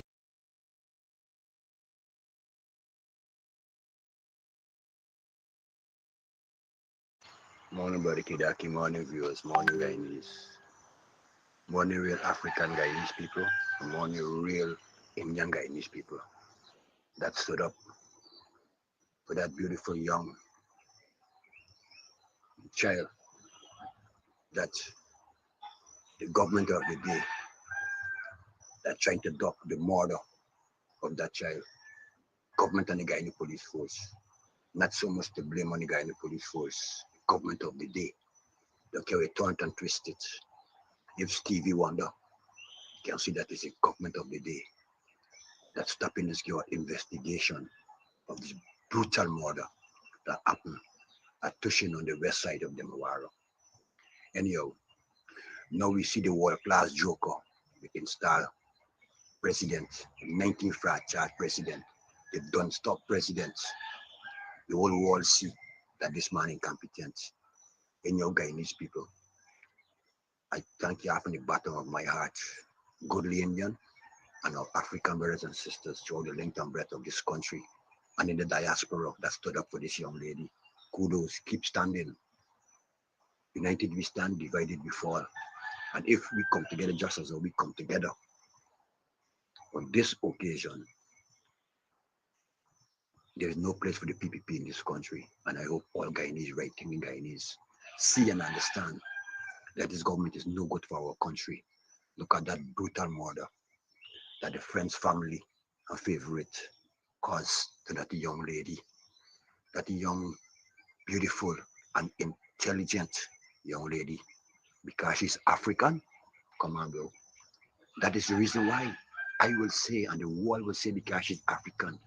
And you see this ABC country that come out and telling we must they're calling peace for calling peace. Yo, y'all is the one that caused the destruction in this country. America, Canada, and England, all of y'all come together and cause what happening in this country today. And y'all can't call on this government to find the perpetrator and y'all calling for peace. Yo, peace has come when you get justice. Justice has come when you get peace. You understand me? There is always peace has come when you get justice. Come on, don't stop. Y'all thieving out patrimony in this country. That's why y'all not saying nothing. And y'all telling y'all calling for peace. You know why y'all calling it? Because y'all have a lot of investment that's going on in this country. Y'all believe we are done stuff like that. And the government, come on, bro. We are right people. We are focusing on what going on in this country towards African people, especially and our Indo brothers and sisters. that don't like see the guts of this PPP government. And your viewers, all out strong. We will get justice. We will get justice for that young child. God is watching over every single thing that happened to that young child. Do not bury that dead. When we get justice, then we will set the date to bury that dead. Kudos to that family that stood up strong. And don't get violent with instant racial and chiefing and vindictive governments that do not like see the guts of black people in this country. Y'all have a blessed day.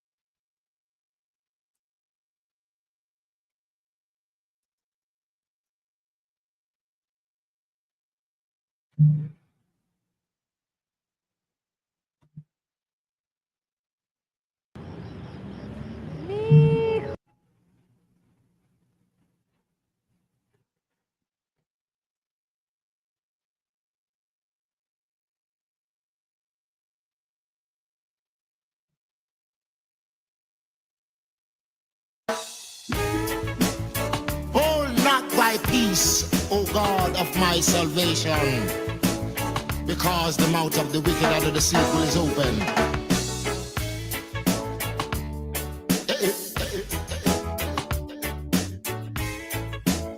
Come with I. Rastaman throw one stone, and it bring a bad feeling to all wicked men. Hot up in foot dread, and the man throw one stone, and it bring a bad feeling to all wicked men. Only when man like Marcus Garvey speak, wicked men would I hear. You know hear. Instead of that, they only sit aside and rob and cheat and oppress the poor. May God, what a sin thing. I have been get throw one stone, and it bring a bad feelings to all wicked men. What a plot, bingy man throw one stone, and it bring a bad feelings to all wicked men. If Rasta make a progressive move, wicked men are red eye. How they want to see the days when them can send out Rasta, can't send I send out Babylon. Bingy man throw one stone, and it bring a bad feeling to all wicked men. What? Bingy man a throw one stone, and it bring a bad feelings to all wicked men.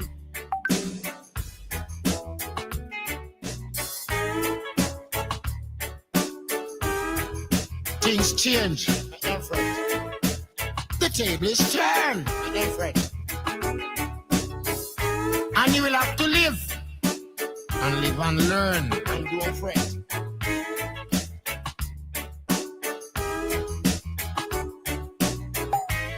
President Mandela was in prison for 20 odd years.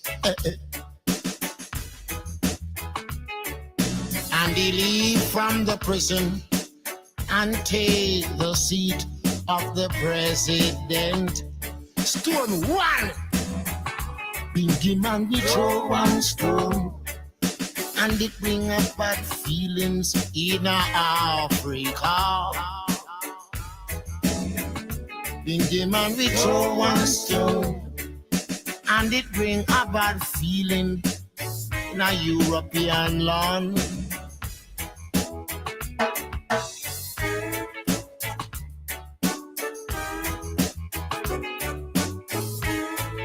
You have eyes to see, let him hear what the prophet of the land said. Listen. Truthful one throw one stone, and it brings up bad feelings to all wicked. Yeah. The truthful one them throw one stone, and it brings up bad feelings to all wicked.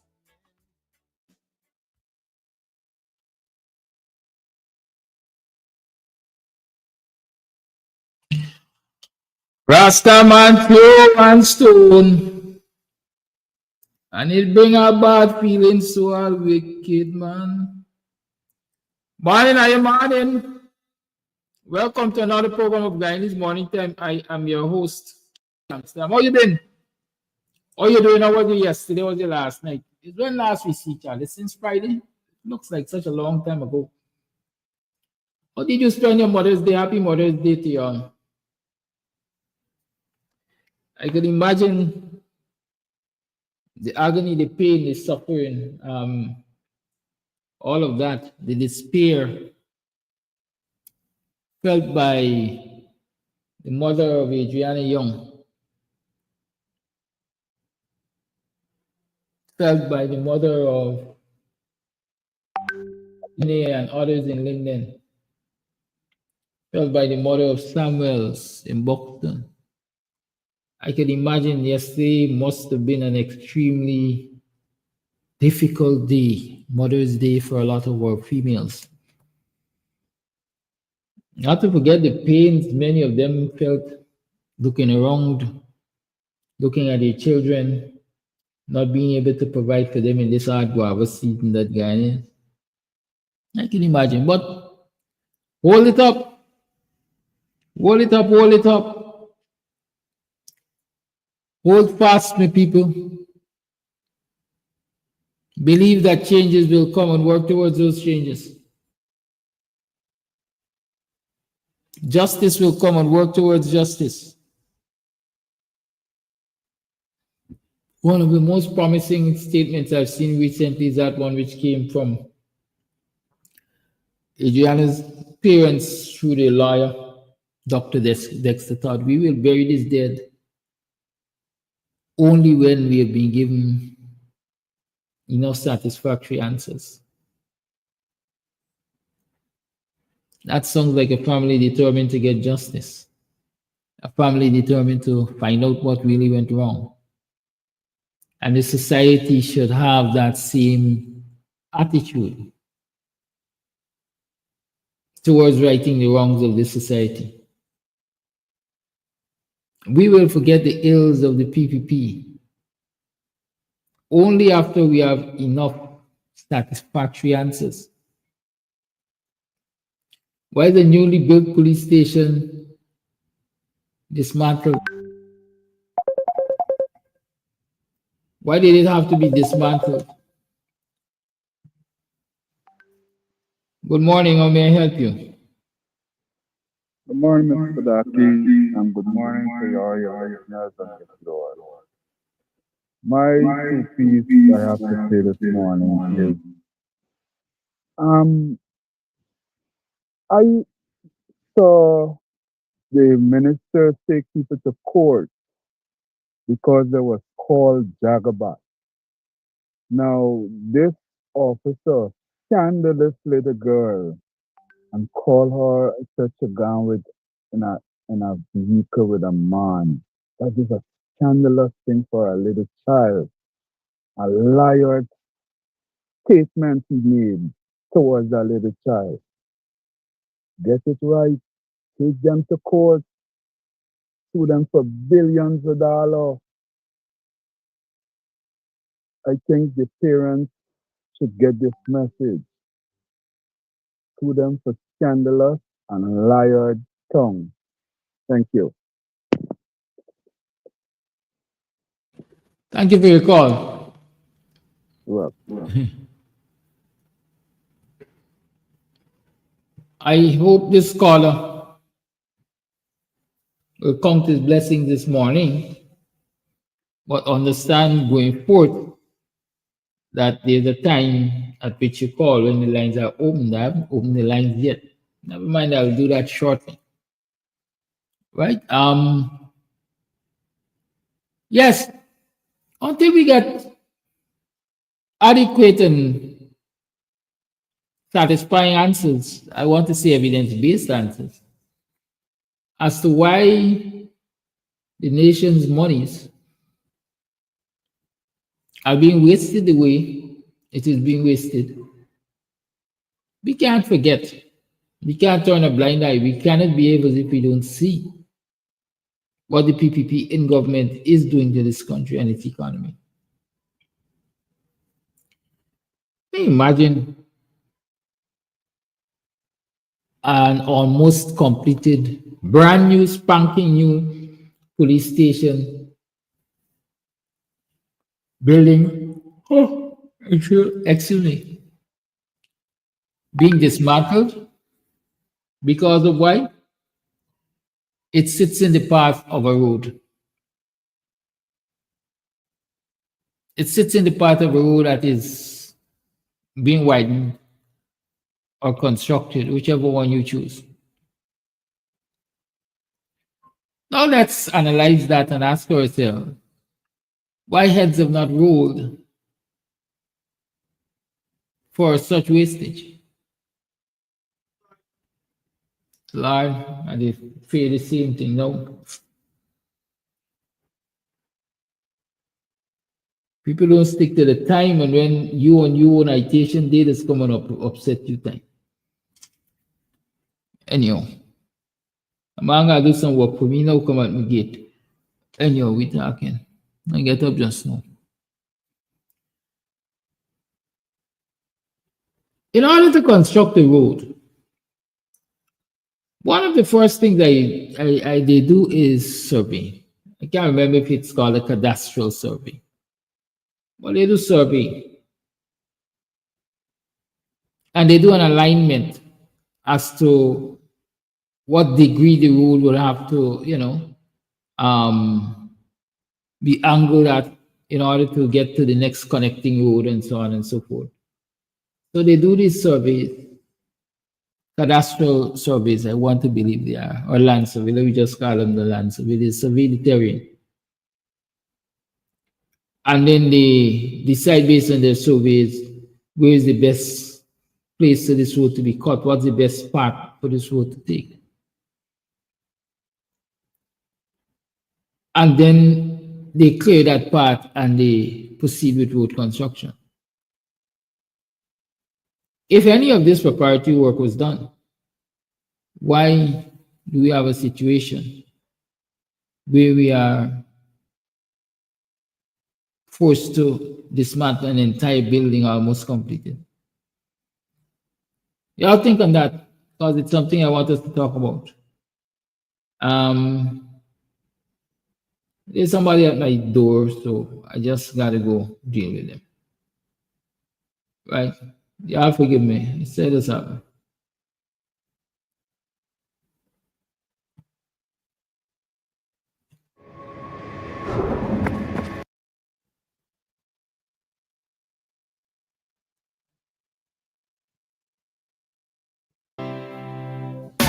Where is the love to be found, young people?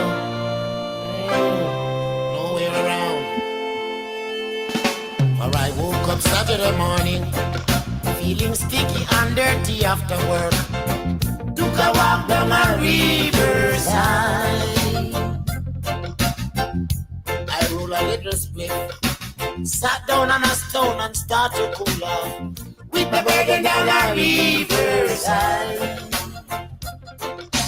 Or I check around the youths and I try to teach them the truth, but lay the burden on a riverside. I walk to every corner, try to find someone to talk to, but I have to lay the burden on a riverside. For I walk and I talk and I linger and I search.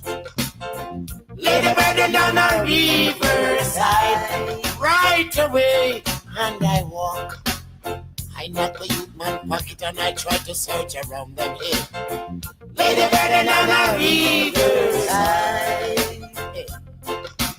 And I sat down quietly, watched the fishes circle around the little stones. Lady bird on a riverside. Hear me now, man. I cocked my ears and I heard the little birds whistling in the tree like so. Lady bird on a riverside. Live good among your neighbor, like sister and brother, and come with me a riverside. All you need is pray to Jah quietly. You certain secret he shall reveal. Lady bird down a riverside.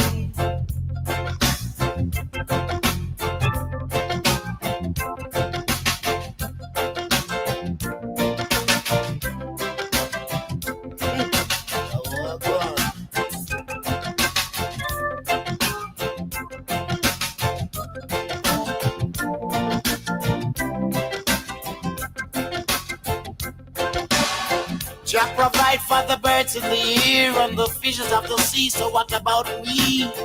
Lady bird down a riverside. Look at the crow, they tired at night, that do they spin. Yet Father provide for them. Lady bird down a riverside. Come with me, let us walk and talk and pray quietly in search. Lady bird down a riverside, even count the sun. Look at the color of the stones, oh Jah make each and every one individually. Lady bird down a riverside. I'm asking, where is the love? Where is the togetherness too?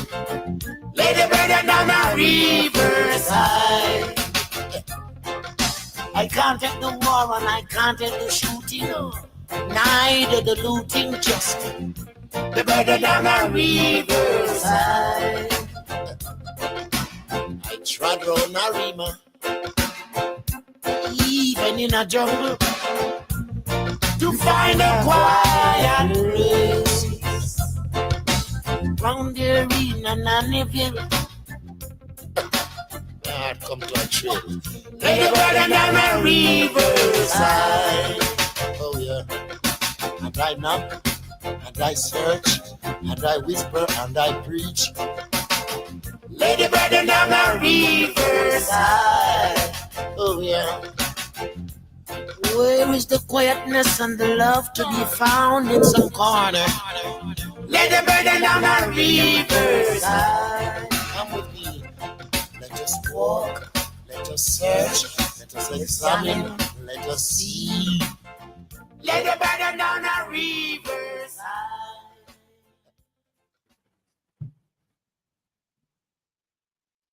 Yes, as I was saying, now there's something called project management. There's something called feasibility studies. And there's something called common sense. Now the PPP, according to Jagiel some time ago, they believe in no feasibility studies. They perhaps see it as a waste of resource, in that you have to pay somebody to study this thing and see if it is possible and what the possibilities are and what the implications are, what are the strengths and weaknesses, pay somebody to do the SWOT analysis and stuff like that, and then project timeline and so on and so forth. They see that as a waste of resource. Because they got to pay somebody is less they got a thief, as far as they're concerned. Well, here it is, a good example of why feasibility studies are necessary. Because the cost of constructing that police station, that building that is now deconstructed, dismantled,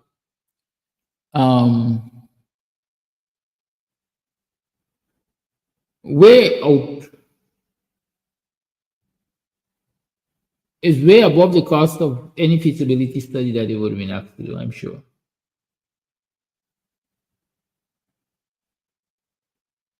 What would you have found if you had done the necessary forecasting? Let me call it that.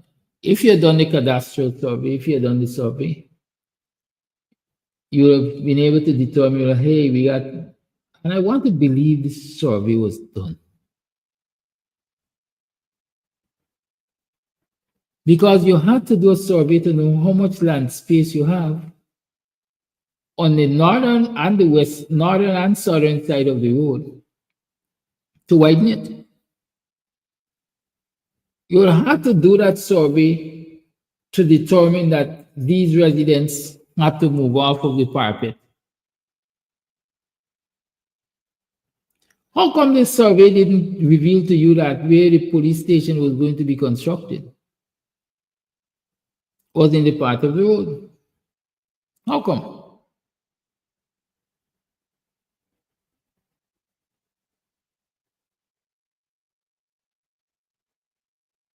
And so here we are, with the station more than 75% completed. Some say about 90% completed. But we got to in the wrecking hammer because the road has to pass there. It's in the direct part of the road. Who are the ministers or state agencies responsible for this colossal failure? Definitely Ministry of Infrastructure, Bishop. He's responsible for road construction. How about Brockup Bend? He's responsible for police and police home affairs, security sector.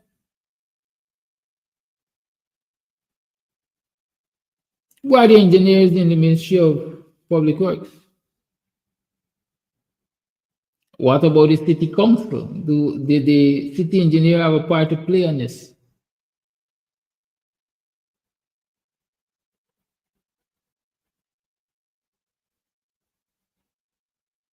I guess nobody will be held accountable. But the nation's resources have been flushed down the drain. I want to tell y'all something else which is going to happen. Y'all look and see. Not only was a contract given for the construction of that building, but a contract would have had to be given for the demolition of that building.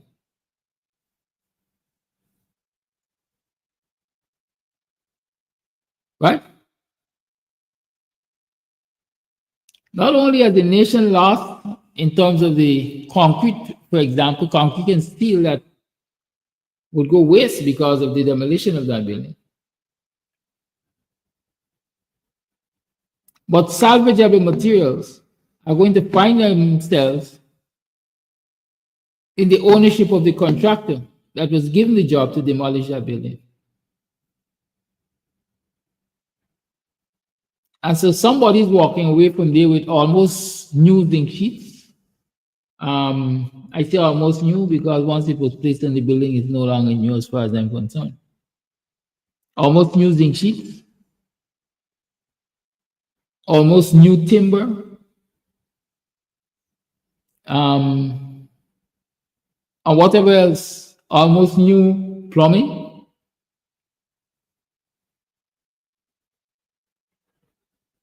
All of those things, I'm sitting here, I'm saying to you, will find themselves into private hands. For me, that's a financial scandal that is taking place there. And in any functioning democracy, somebody had to pay with a job. It's not going to happen. The PPP will not hold any of their ministers,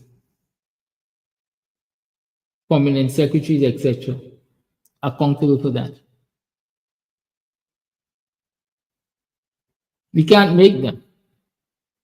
But you know what you can do? As citizens, we can hold them accountable for such mismanagement. We can hold them accountable for such mismanagement, and we ought to.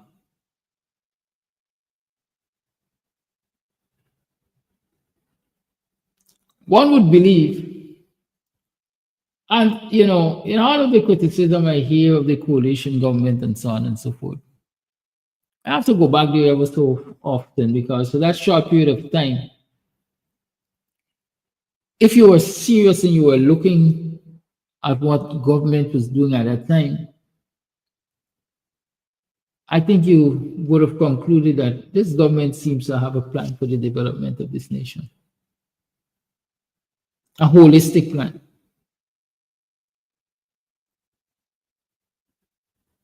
One would believe with the resources that this country now has access to, vis-a-vis the money,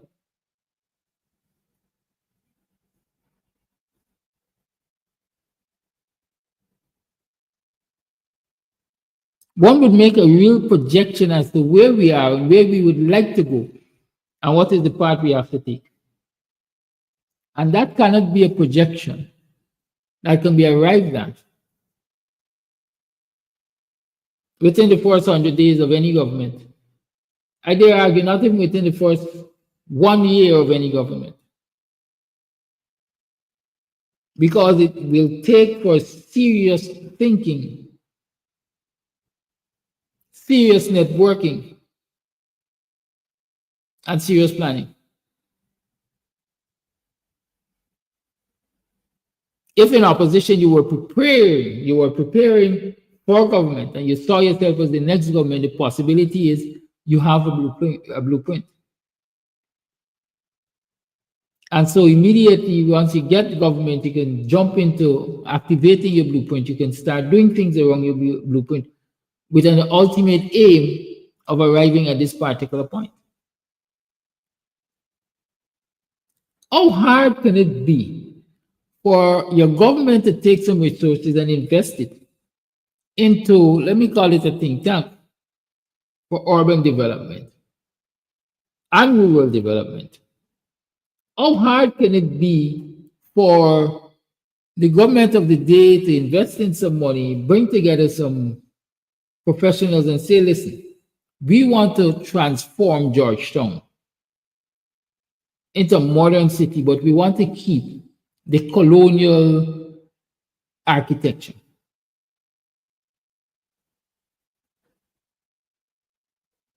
I saw this guy, Francis Michael Bailey, did some renderings using AI, I think, of what Starbucks Market can look like. It's colonial architecture meeting modernity.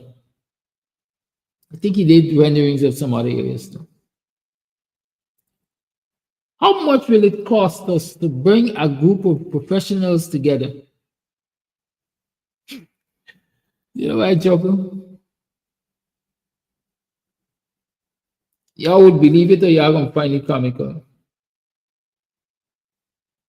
that the president has his doctorate in urban development. Is not what the president got his doctorate in? Y'all check it. And if that clown has his doctorate in urban development, I shudder to think what chaos we would have been in.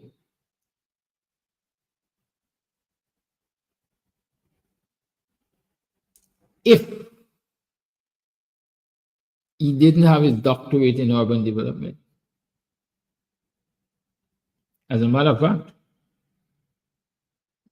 I'm also wanting to think that things might have been better, because then you would have seen the need to involve the professionals.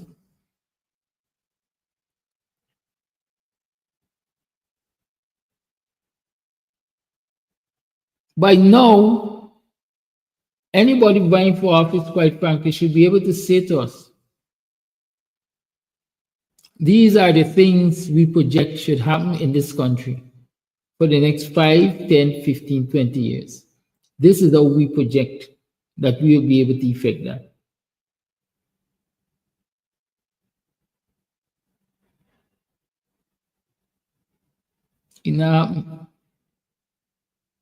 But every day you wake up and you hear of another patchwork, piecemeal project. which is intended to bring quote unquote relief to the citizens, but it brings more hardship than ever.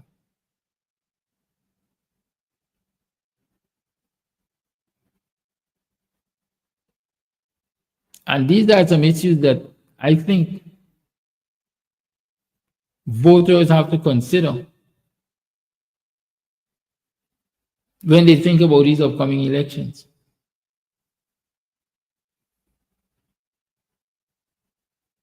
When they think about these upcoming elections, what has the PPP done for this society, this nation, for the last 4+ years that they've been in office? What have they done? How have our lives improved over the last 4+ years that the PPP has been in power?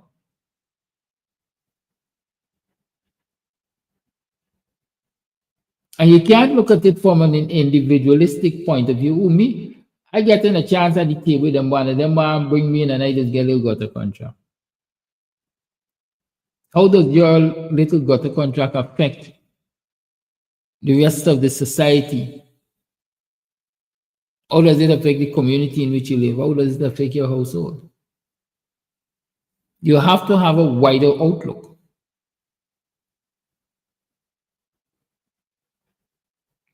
I had some photos.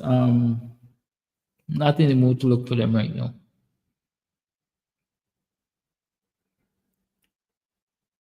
But when you look at, let's say a photo tells 1,000 words, so maybe I should look for them. Those of you who live on the east coast of Demerara,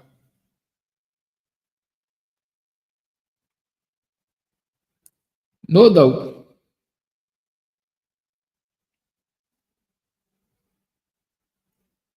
have to pass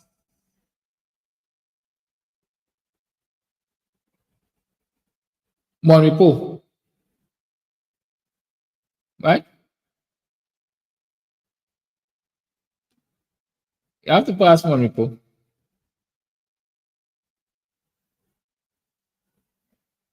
Then you have to pass Luzignan.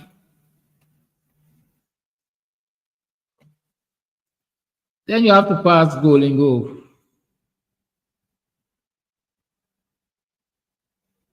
Why those 3 roadside villages I'm referring to? Because when you get to Monipo, you will see a large section of the market is developed, well covered, well laid out. You will see a police outpost in the market yard. You will see that on Saturdays and Sundays, they block off the intersection there, so traffic can't, there is no turning traffic in that vicinity. You'll see all of that. What you will also see is a large swath of land, a very major piece of land, attached to the same Monipo market, fenced off because construction is taking place there. In short, extension work is being done to that already large market structure. It's called the Monipo Market Phase 3. You'll see that. If you didn't see that, I'm asking you to pay attention to that. Go look for it now. Because when you look at that, and you leave there, you come down to the Zignan area, what will you see there? When you come down to the Zignan area, what will you see? You will see, again, a spanking new structure, well-covered market. Right? You see a well-covered market. Again, you will see, either in completion or in construction, a police outpost at that location. it's at the western end of the market. You'll see that. At Monrepo, it's at the eastern end.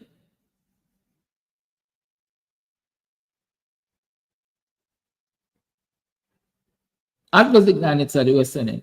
So you will see those things.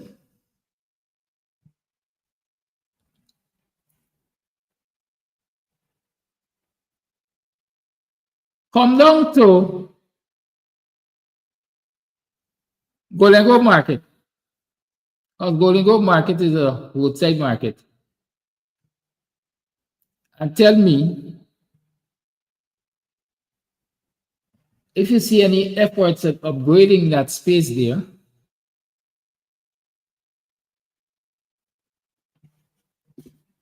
for the people who use that area.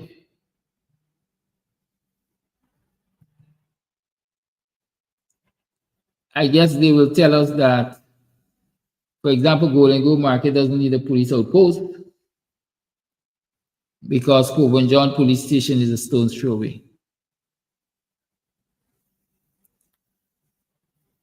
But Annandale is a stone's throw away from Vigilance Police Station, and Annandale has a police outpost.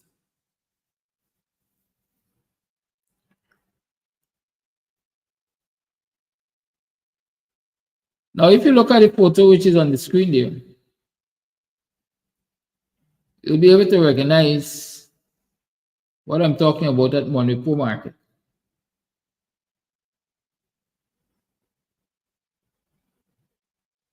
Right?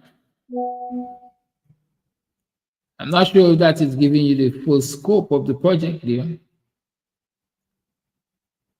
But the building farthest away from the machine is a completed section of the Monrepo Market. And so look at the size of the area being prepared. It's just as big or perhaps larger than the completed section of the market. Here is what I might consider a clearer picture. Look at that one.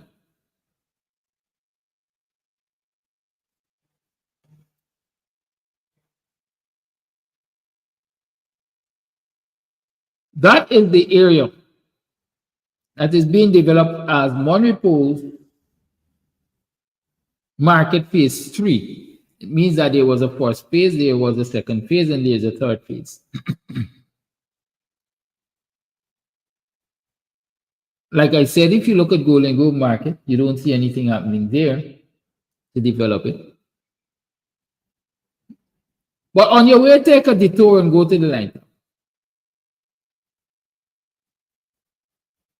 Let's take a detour and go to the line town. And swing into BV and go to the market there. And you will see a dilapidated structure with a dilapidated building at the top.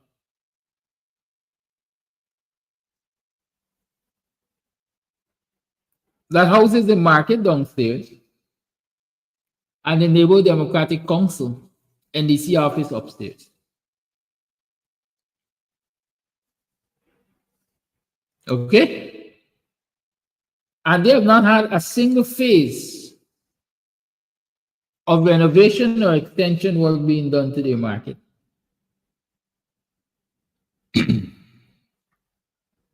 Not a single phase.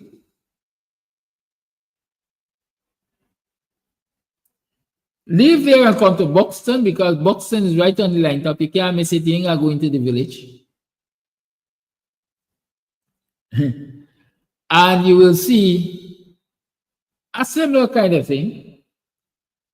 The market in a uninhabitable, I mean, dilapidated state. The only difference is that the NDC office is now in a small concrete structure at the back of the market. That structure took them maybe 3, 4, 5 years to complete under the PPP because they had to be using parts of the subvention and do it in a piecemeal manner. But they now have that concrete structure there from which the office, the NDCO, functions. But look at the marketplace, the market facility, and you're going to see it's uninhabitable and it's in a dilapidated state, and it has not had a single phase to improve it. It has not had a single phase to improve it. Now, why am I talking about this simplistic thing?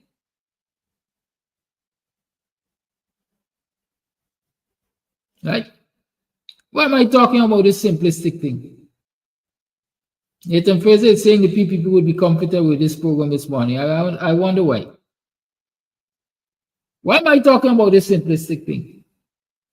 Because as simplistic as this thing looks, this thing has serious economic implications to the citizens of this country. Good? It has serious economic implications for the citizens of this country. First and foremost, where these markets are developed, Monrepo and Lusignan, Monrepo phase 1 to 3, there's a degree of permanence there. So stallholders there have an assurance of permanence.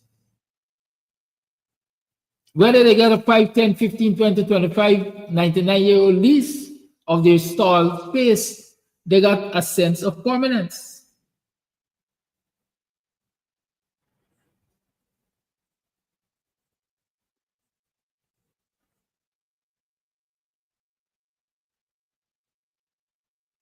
And so they can build their lives, or they can make plans around the fact that they have a permanent space from which to ply their trade on a daily basis, whether rain or shine. And so one will argue that they have more economic certainty in the now and looking ahead. Likewise, that Lusignan market can go on whether it's rain or shine. Market can go on whether it's rain or shine.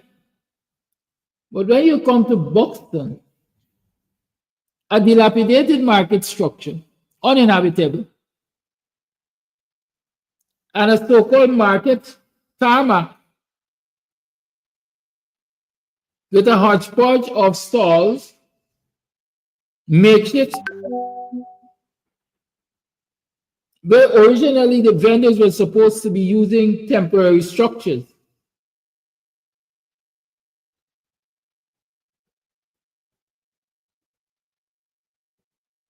And where, if it rains, it's not business as usual. Can't be business as usual.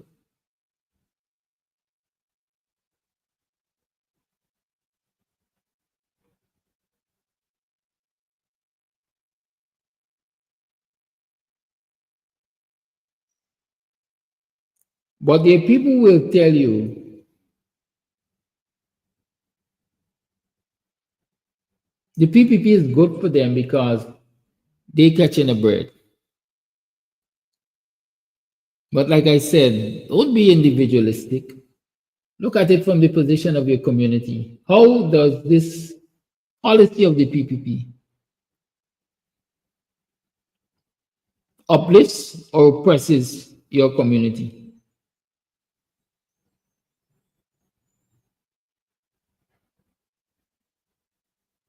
If you can't have business as usual at your marketplace, it means that you have to spend time and resources to go to other people's marketplaces.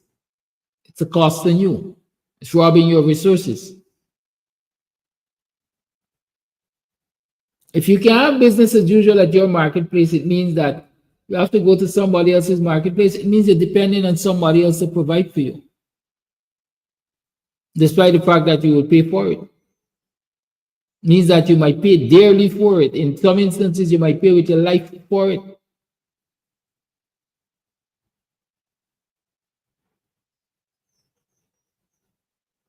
So this very simplistic thing I'm telling you about is something that has long-lasting impact and serious implications for the well-being of any community.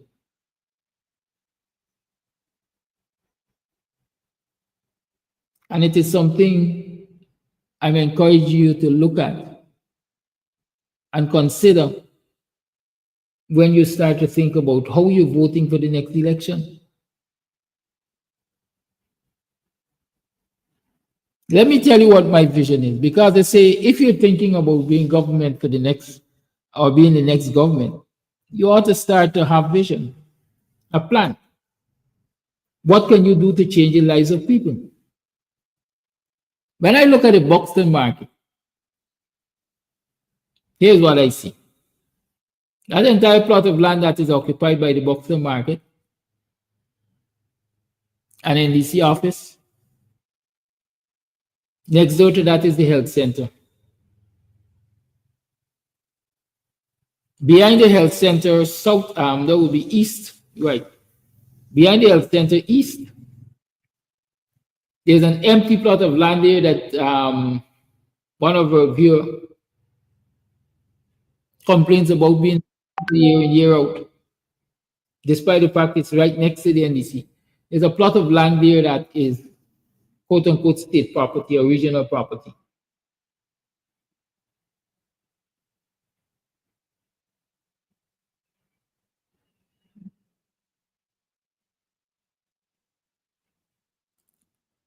If we are serious about development and equal development, I'm saying that given the opportunity, I will renovate and extend the Buxton market in that same spot there. It will become an L-shaped market in that it will be able to go on the current plot of land right where it is, straight down to the street next to the post office, and take an L shape connecting to the land behind the health center.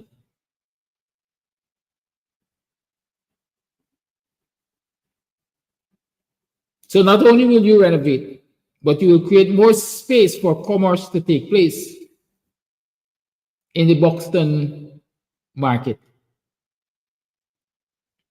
The NDC office can be housed upstairs of that.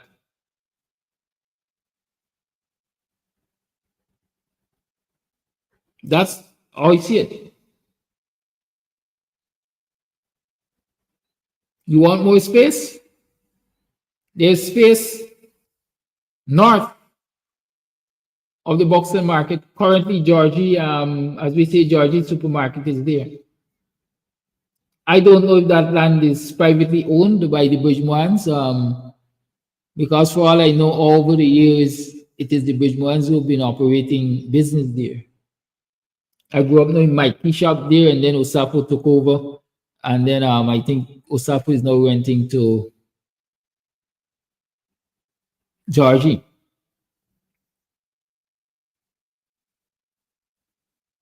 But deals are made every day of the week, every hour of the day by this government and private citizens.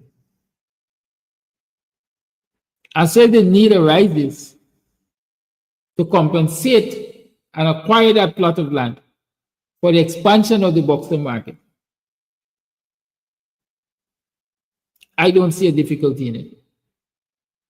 As a matter of fact, knowing the Enco fees, at least DJ Jimmy, I'm sure he's such a Buxton and Buxtonian at heart that, I mean, he's dead now. He would have quickly given consent for such a development to take place. But that's what I'm thinking. We are you are in the third phase of developing Monrepo. But in a neighboring community like Buxton and BV, they have not seen a single phase as yet. But Lusignan has had its share of improvement. Are we saying only people who do business in Indo-Guyanese communities have the right to be in a laid out, sheltered facility on market day? Is that what we're saying? It can't be right. It can't be an equal distribution of our resources. And these simplistic issues are issues that Guyanese must take into consideration when they are going to place their votes. Buxtonians must take into consideration, Baronians must take into consideration when they're going to place their votes. What will it take for us to get an equal opportunity to see development in our communities like we've seen development in other communities? No, Marcel Glasgow, not as far as I know, but I deliberately did not mention Plaisance. Because I know Plaisance has a big market structure there. I can't tell you exactly the state of it. I'm sure you could do with some improvement, but I can't tell you exactly the state of it.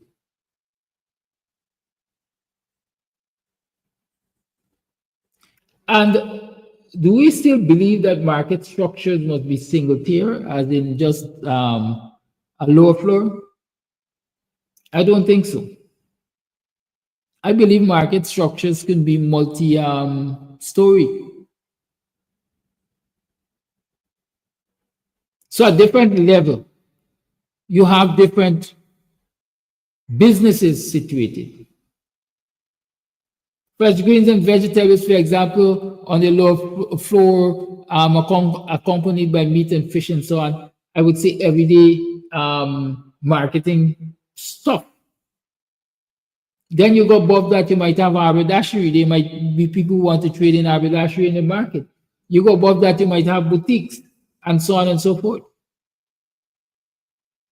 So instead of creating flat markets, market spaces, we should be creating multi-story market malls, if I can call them that. That is modern thinking. That is modern thinking. But no, this day and age, you're giving people market tarmac for them to bend down on, for them to display their produce almost close to the ground, for it to be contaminated by dust and so on and so forth, caused by a roadside. We need to do better as a people.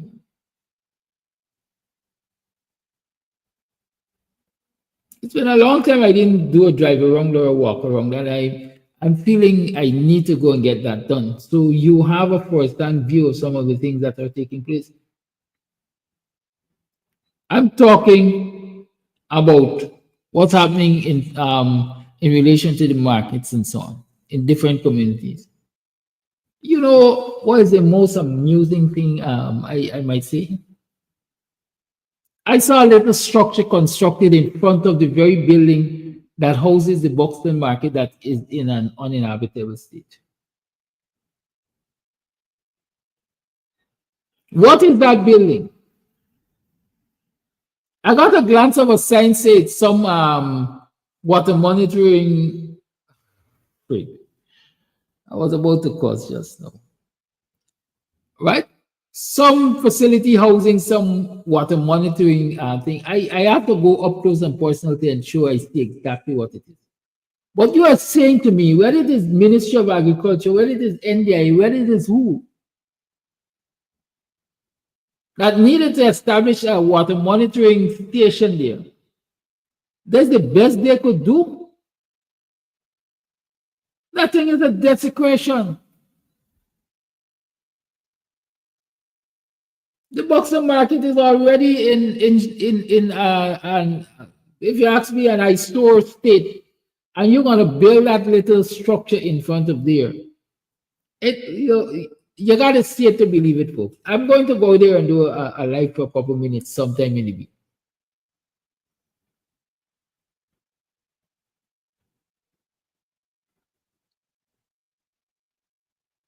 I want you to visualize these things when I'm talking about them, because these are things which should influence your vote. It's not always about the big ticket. It's who like who and who don't like who, and who should lead and who shouldn't lead. But what are leading us to or away from?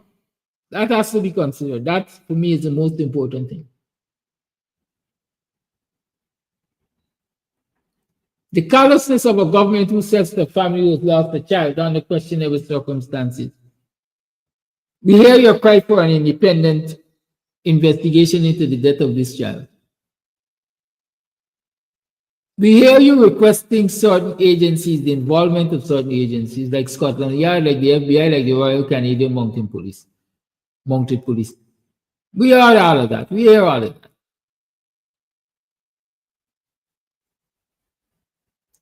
And we will meet you. We will meet your demand, but we will go and hire a retired officer of the Royal Canadian Mounted Police.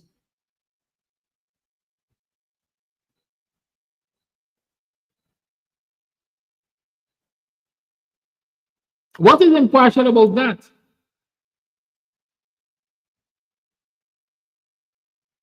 Who is this officer, this retired officer, accountable to?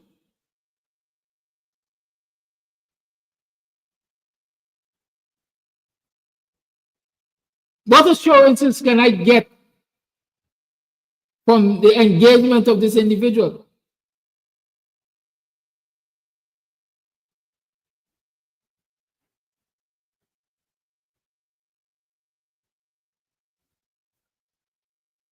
In short, should I consider the callousness of this government, the disrespect of this government, when I'm going to the next election?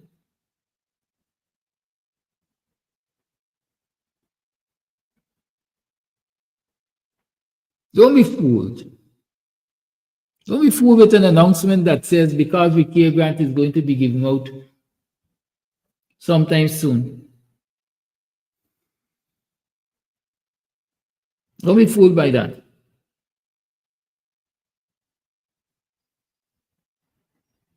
Don't let it know, and the raise no blind you for the then or the future. Sit and pay careful attention and really, really consider what's happening around you as we move forward.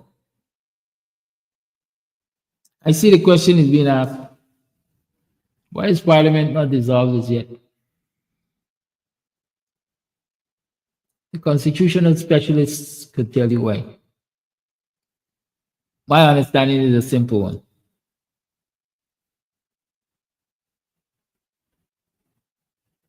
Despite the fact that the elections were held in March, the elections weren't declared until August.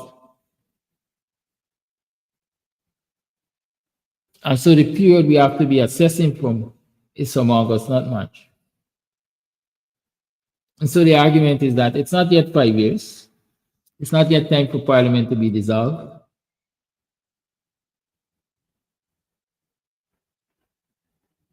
Okay? So that's my simple understanding. It's not time yet. But time will soon be. Because if you remember, the PPP took office on the 2nd of March.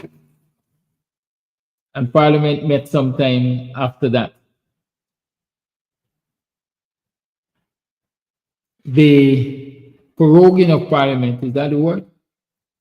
The solution of Parliament is calculated based on when the first sitting of Parliament took place. So the first sitting of Parliament took place in September. Then there's no need, no rush, no urgency, no constitutional crisis, if I say, if it has not been dissolved as yet. The lines are open. 6225922 is the number to call. Glenda's Caldera is saying over 30 years of service in the RCMP, retired as a sergeant. Well, that too might be saying something. Is this an underperformer? Is that what you're saying, Glendis? Because of 30 years of service, he should have been at a higher rank than a sergeant? Is that what you're saying? Because that's what I'm reading in between the lines. Francis Rockcliffe, I'm not sure what you think. I am not even sure that you're saying something else. Orion, good morning. Yes, good morning to you and all my black brothers and sisters in Guyana. Let me say a couple words first before I put out what Flash Garden need to say this morning. Not one, need. Some things just fall apart to make better fall in place. I'm not vexing with them wicked government. Oh no, Flash Garden, you cannot vex with them. Because my grandmother mentioned this word to me, every cow does cry for their own calf. And Cody people does cry for them calf. Black man don't cry for them calf. It is alleged that Mr. Hamilton Green tell Desmond Prasad, call off the election. Black people not get to vote no reason for vote all over the world. He said no. Black man punished 22 years. Are you still there? Yes, scholar. Thank you very much. It is alleged that Hampton Green tell Granger Prasad, you still a sitting president, call off the election, look what happened in the 47 boxes. People not in the country vote, that vote. He said no. He said, I would abide with whatever rule Roxanne George Prasad give. We don't cry for our calf. I would not use allege now because I saw it on TV. That same Minister Ferguson, when she was Minister of Housing, I believe, when black Guyanese, young people too, protest or that they need land, somewhere, no reason foresight. No land, no vote. She did not make way for give those young people and people who was there land. You couldn't protect. Jack Joe tell them could plane. When a black man come in, I run them out, chase them out. And when Jack Joe going black man run the meet and sit down. And at least and the clap on. Black people got to learn one thing in history. Thank God for that lady, Robin Robbins. When one black woman from Canada said, Judge Garden, I don't want to hear your voice. You don't start but calling black every day. Robin comes and no, leave him alone. I want to hear his opinions. Why? We are one family. Black man got to remember, no matter where you come from, as long as you're a black man, you're an African, we are a one family. That make me vex. Me can't call him, call the man name who said you want 50 piece of fish and 50 slices of bread. That is not love. That is not all of your one family. It is time for we protect. That is why we asked Abby Norton, would you protect my mother 25 votes? It's short and spicy. I will protect all votes. Because if he only said, yes, Flash Garden, it will be cause problem.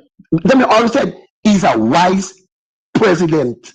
My message today, we all are one family and we got to come together. Thank you very much. Thank you for your call. We all are one family and we have to come together. But sometimes, I'll tell you truthfully, sometimes your message comes across as one that wants to divide us. Right? It's good to look back and going forward. but we can also go forward without looking back all the time. Without going back all the time. Without looking back all the time.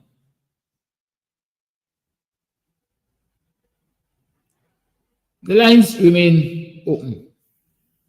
6225933 is the number to call. You're tuned to the Guyanese Morning Time. Let me see if there's any voice note. All right, I don't see any. And so there's a call for a nationwide 2-week strike starting today from 9 o'clock. And the request is for people to go before the U.S. Embassy and demand the FBI's intervention into the investigation into the death of Adriana Young. I can't tell you where it came from, I'll be very honest. There's a global justice movement following up this issue, so it's labeled Global Justice Movement, Justice for Adriana Young, nationwide 2-week strike starting today, the 12th of May from 9. Meeting place in front of the American Embassy. Call you on, good morning. Right? And you have to listen more times in the Indian, the class, the Indian, the statement says, I never go to the Indian. And I get my house, no Indian. As I live, I run alone. This is the hardest house in Spanish. I one day speak is she tells you to promise to do my nephew and any emotion at the get. I get when it's speaking to me. Yeah, at the get on the phone, then the president was minister. I get it then. And when she checked over, I was so glad I said, I can get the house up now. And the woman like me, and I put it to the PNC. So then she gets, I never get it. The transport come out, the package come out with somebody's name. I run to her, explain to her, she said everything, she looked at the door. She didn't look at her. She didn't know the door took a shoe. So if Indians looking at the Indians as reality the same, I ain't lecture them. You understand? Because when the black body, they don't help you. Caller. You can't see them. So they have to take what I know and shut them out. That way, put two black people. Caller. Indians, when them, greet them, he let them to the road, he started there. I don't really going but then people who are in books. What are they putting the report to you? Yes, and he's then go away, take a special. Caller. Hello. All right, I guess the caller need to ask what I wanted to ask, but it's my program, so I could ask. Right? The question I wanted to ask that caller, she said, she said, when the other black minister, I didn't get the land. But when the PPP go in, I get the land. Question I want to ask is, when was the land applied for?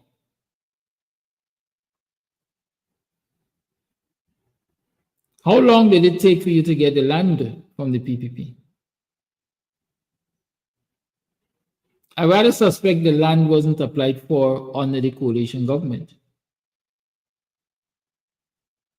And so it must have taken at least 5 years for you to reach the desk of the PPP minister that gave you the land. And I'm being very, very optimistic when I say 5 years. You see, sometimes we have to be honest with each other and we got to stop giving each other a basket to fetch water. Right? Because I can tell you that I know people who have applied for land 20, 30 years. It means that they applied for land during the PPP time, a whole host of people, and they continue to wait. And the coalition came into office and they continue to wait, and the coalition spent the 5 years and they get kicked out of office and they're still waiting.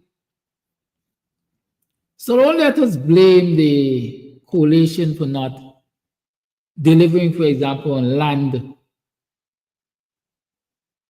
while they were there because you applied for land 30 years ago and you didn't get it. Let us examine the system which allows for that to happen. And we got to fix the system. We have to fix the system. There was a time they were saying, listen, we're working our way up from the 2000s all the way. We're working with the backlog and we're coming forward. And then I understand we were working with the backlog and we were also working with current.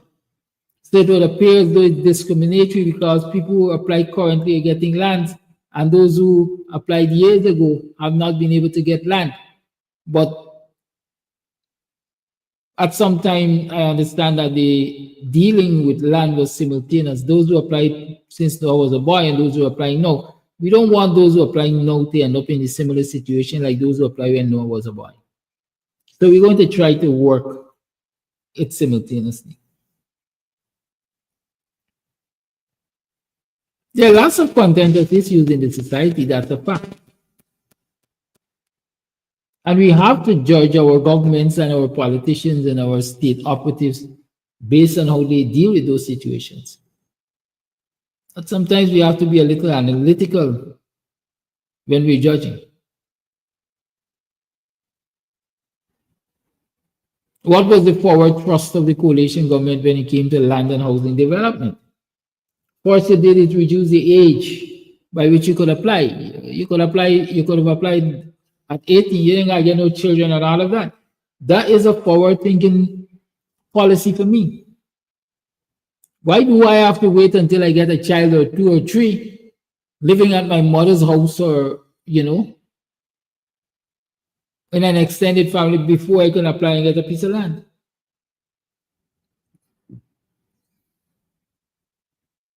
Why can't I get the opportunity to start as a young adult?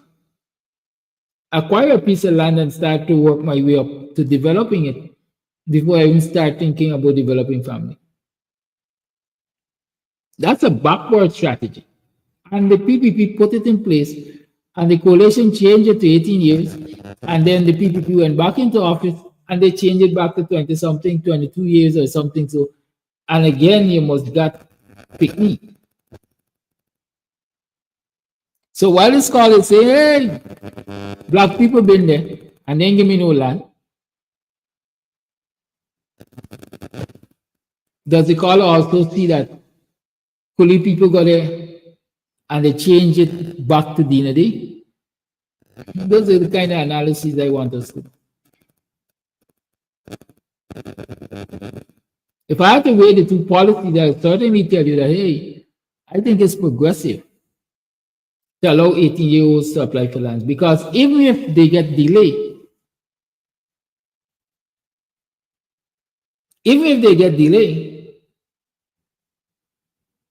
some will argue the guy years on the side. Are you following me? If at age 22 I apply for a piece of land, I think I did this math for you before and I'm going to do it again. If I apply for a piece of land at age 22 and you make me wait 18 years, by the time I get a piece of land, I'm 40. I must have been paying rent for some number of years or shack up somewhere with somebody for some number of years. Maybe I got a couple of children on my hand already, and so on and so forth.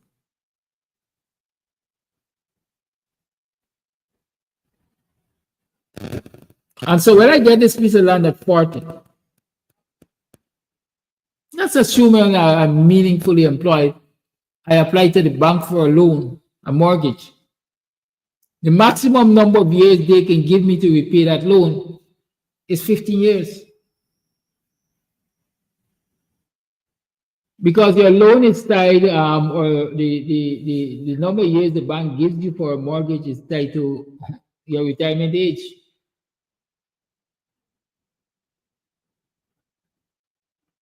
Are you following me? So the maximum I might be able to get from a bank as a mortgage is for 15, 20 years. It means that I have to be earning enough for them to be able to do that monthly deduction to cover my repayment in 15 or 20 years.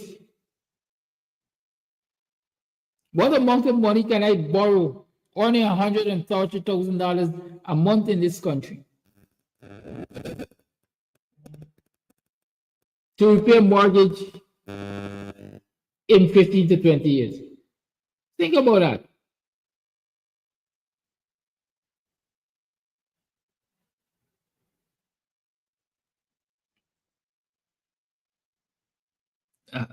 Are you getting me clearly? Are you understanding what I'm saying? How a policy that says you can't apply for plot of land unless you're 22 years old,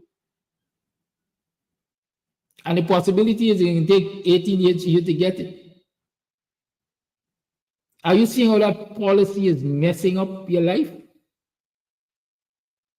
Keeping you in poverty?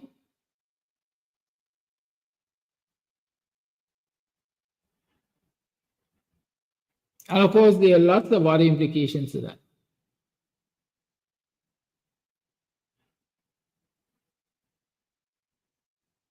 But a lot of people, maybe out of lack of knowledge, or simply want to play dumb, don't see and they don't recognize and they don't acknowledge how these policies are keeping Guyanese oppressed.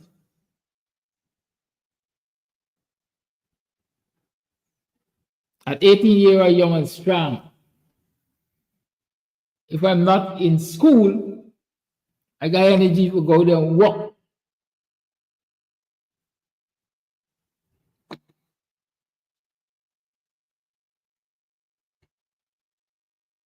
And I got a piece of land.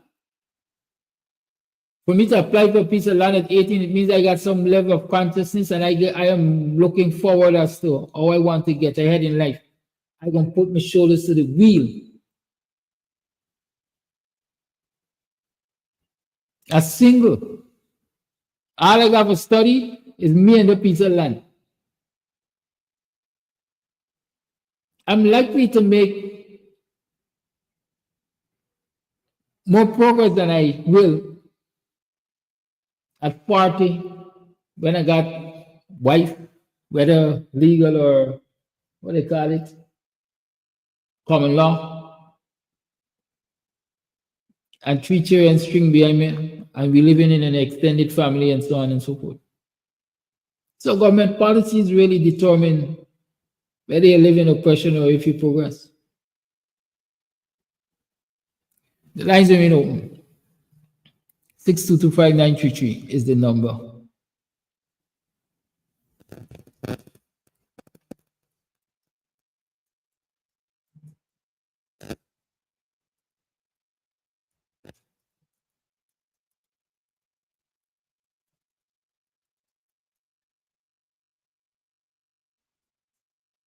All right.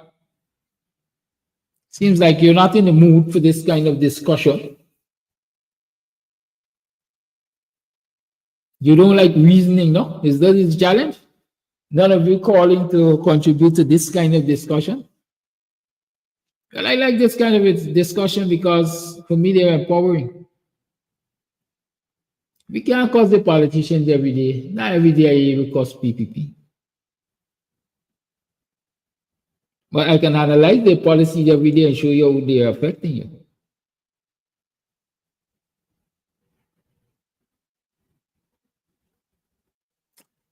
I got something to share with you. I see a Grenadian lawyer.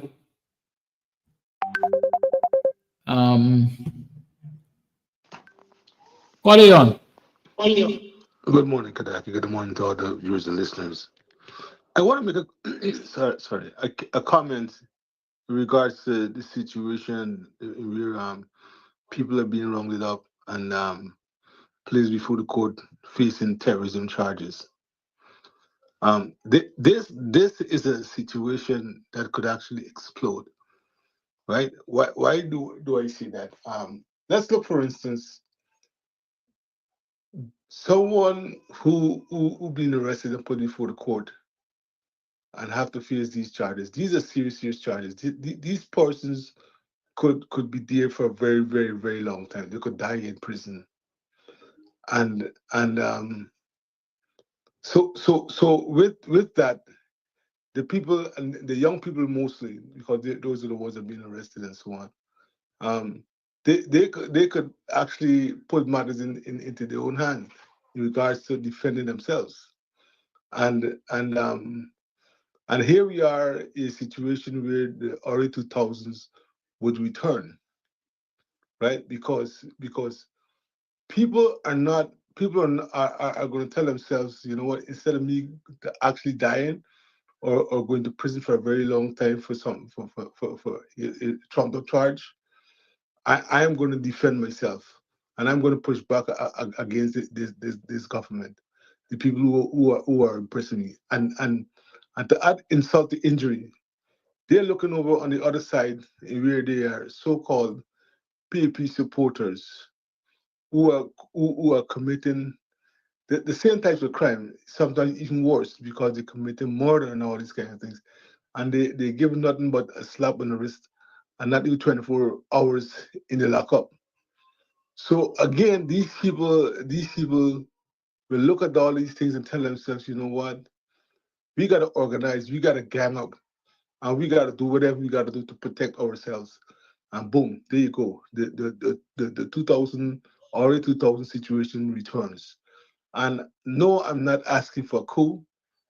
God knows it that this country does not have the appetite to endure such, right? But people are not going to sit back and stand up and allow themselves to be arrested and placed before the court and be in prison for all this time. And the thing is that it's any and everybody. So the people who are thinking to themselves that this thing is not affecting me, someone else, they don't know. They might be walking across there and they might capture them on the video or whatever, and they will be arrested. They're arresting nurses, they're arresting teachers, and so people needs to look and I am calling because the system in Guyana, the government system, because of the legal system that they've put there to protect themselves. So I'm calling on the only force, the only part of the government that could actually say something right about now is the judicial branch of the government, because the legislative branch, they are being voted out every single time by one vote or whatever, right? Including the Speaker of the House. So the judicial branch, even though this government has the needs on the necks for a minute, they still have some sort of some freedom to exercise the laws in the way it's supposed to be exercised. So I'm calling on the magistrates, I'm calling on judges, and all these people. All you have to do is stand up and tell this government, listen, I'm not performing your illegal act. I'm not going to your illegal command.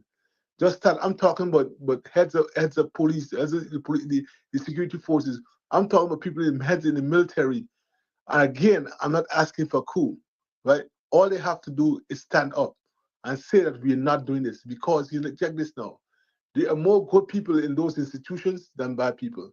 So the few that are bad, that are adhering to the PP's instruction, if the good ones decide to stand up and say we are not doing this, they would override them. So judges, magistrates, head of all the security forces, the armed forces, head of the military, stand up. Please stand up. That's what we need to do. That's my time. Thank you.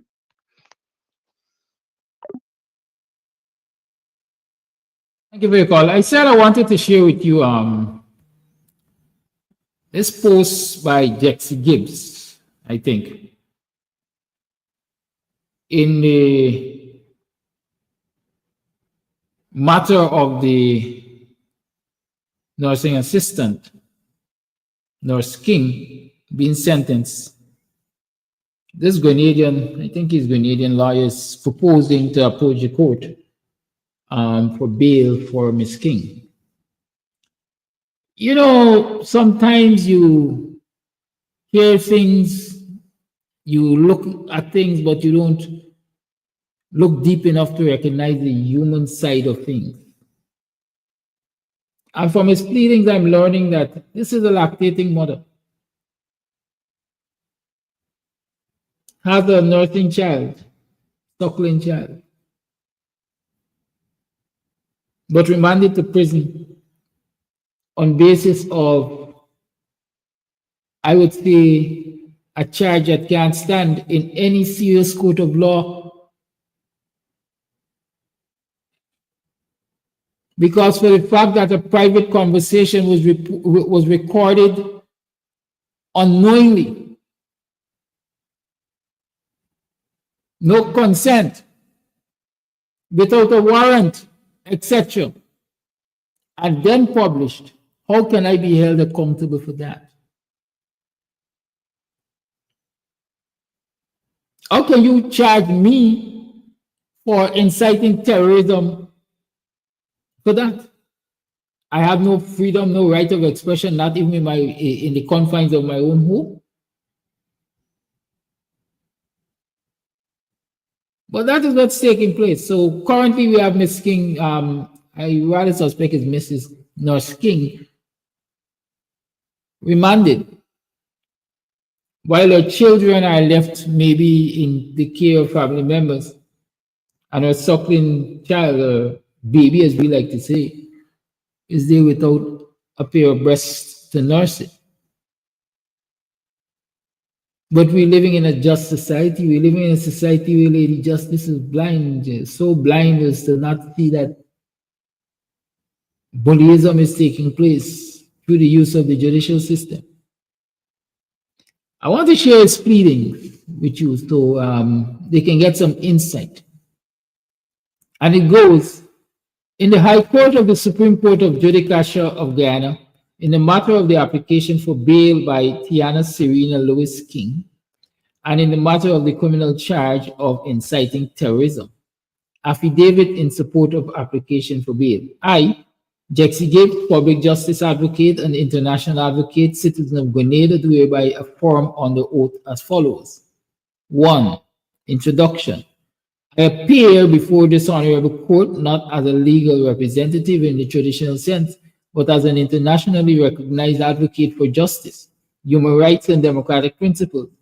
This is a most urgent and principled application for the immediate release on bail of Ms. Tiana Serena Lewis King, a 23-year-old nursing assistant, law-abiding citizen and mother, who now stands remanded without bail on a charge of inciting terrorism, a charge that is not only grossly disproportionate to the facts at hand, but an affront to her constitutional and human rights. 2. Background of the applicant. Ms. Tiana Serena Lewis King is a lifelong resident of Georgetown, Guyana. She is the sole caregiver for her 2 minor children and her younger sister. She is a public servant employed in the healthcare sector as a nursing assistant, a position which she has fulfilled with compassion, duty, and diligence. Ms. Lewis King has never been arrested or charged before. She has no criminal record, no history of violence, no associations with unlawful organizations, and poses no flight risk. Upon learning that she was wanted by law enforcement, she voluntarily surrendered herself to the police without hesitation, demonstrating full cooperation with the justice system and absolute respect for the rule of law. At this very moment, she is still nursing a young child, rendering her continued detention not only medically risky, but also ethically reprehensible. 3. Circumstances of the charge. The charge of inciting terrorism is based solely on an audio recording circulated on social media. Ms. Lewis King is accused of being the person speaking in a private conversation involving remarks related to an autopsy. The following facts are undisputed and critical to this honorable court's consideration. The conversation was private between Ms. Lewis King and an individual she trusted. She was unaware she was being recorded. The recording was made covertly, without her consent, and later leaked on social media by that other person. The individual who recorded and disseminated the audio has been charged and granted bail. The contents of the audio, even if her voice is presumed, do not contain any calls for violence, public incitement, or instructions to commit terrorism. The conversation was never intended for a public hearing, nor was it directed at any organized group or audience. 4. Legal analysis and rights invoked. A. Presumption of innocence. Article 144(2)(a) of the Constitution of Guyana states, quote, every person who is charged with a criminal offense shall be presumed to be innocent until proven guilty. Ms. Lois King is currently being treated as guilty before trial, in direct violation of this foundational democratic safeguard. B. Right to personal liberty. Article 139(3) of the Constitution mandates, quote, any person who is arrested or detained upon reasonable suspicion of having committed a criminal offense and who is not tried within a reasonable time shall be released either unconditionally or upon reasonable conditions, end quote. This provision guarantees the right to bail, especially where the accused has shown full cooperation. C. Freedom of expression and privacy. Article 146(1) of the Constitution affirms, quote, except with his own consent, no person shall be hindered in the enjoyment of his freedom of expression, end quote. This also implies the right to private speech without state interference when not inciting harm or violence. The recording used to charge Ms. Lois King was made without her consent, illegally disseminated, and used out of context in a clear overreach of prosecutorial discretion. D. Violation of international legal standards. Her detention offends numerous international principles, including Universal Declaration of Human Rights, Article 12. Quote, no one shall be subjected to arbitrary interference with his privacy, family, home, or correspondence, end quote. International Covenant on Civil and Political Rights, Article 19. Quote, everyone shall have the right to freedom of expression, including freedom to seek, receive, and impart information and ideas of all kinds, end quote. A private statement made in a trusted conversation without intent or audience cannot lawfully or justifiably be prosecuted as terrorism under any democratic legal framework. 5. Disparity and selective enforcement. The individual who actually recorded and disseminated the audio, which caused public disruption, has been granted bail.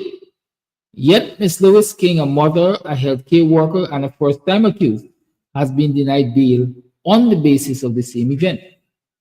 This raises serious concerns about equal treatment before the law and possibly gender-based or character-based discrimination in enforcement. 6. Factors in favor of bail. No prior convictions or arrests, not a flight risk, voluntarily surrender to authorities, primary caregiver for 3 dependents, including a nursing child, holds a stable government job, recording obtained unethically without consent, no clear evidence of public incitement or terrorism intent. Accused granted bail, suggesting double standards. 7. Proposed conditions to bail.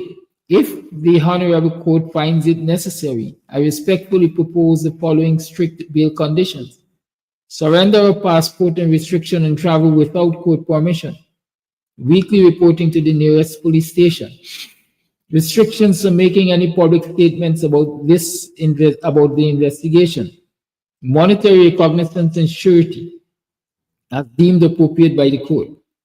8. Conclusion. Your Honor, to deny bail in this matter is to set a dangerous precedent, where private conversations secretly without consent become tools of criminal prosecution, regardless of content or intent. This is not justice, it's a version of due process. Ms. Tiana Serena Lois King is not a terrorist. She is a mother, a nurse, a citizen, and a victim of betrayal. She deserves to be protected by the laws of Guyana, not crushed under their misapplication. Let justice prevail.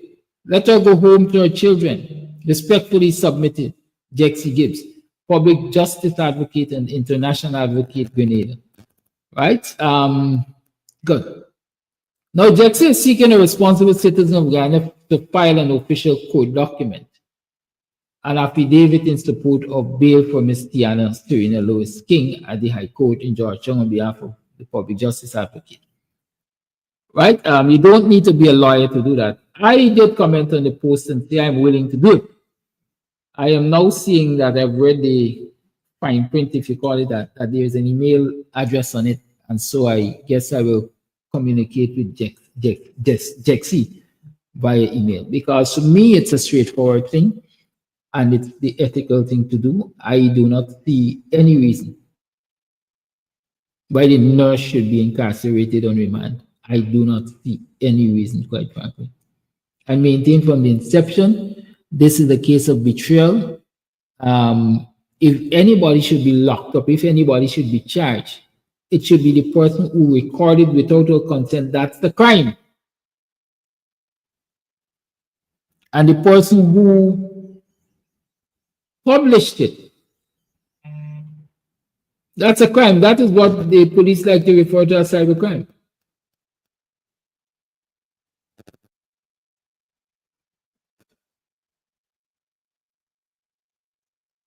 And so this cybercrime act and this terrorism, anti-terrorism act and so on is being used, Jano.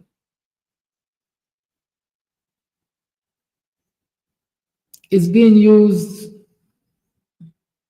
oh gosh, I can't find the term. Just oppressively. You telling me somebody come in my house, we sit down having what I might consider an innocent conversation. Next thing they record it and got it out there.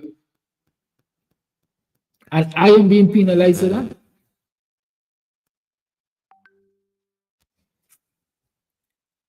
Anyways, I'm going to try to contact Jexy, and if anybody has this contact, this email thing is bad in my eyes before I make a quick phone call. So, if anybody has the ear of Jexy, you can have him call me on my WhatsApp, but I'll try to reach out.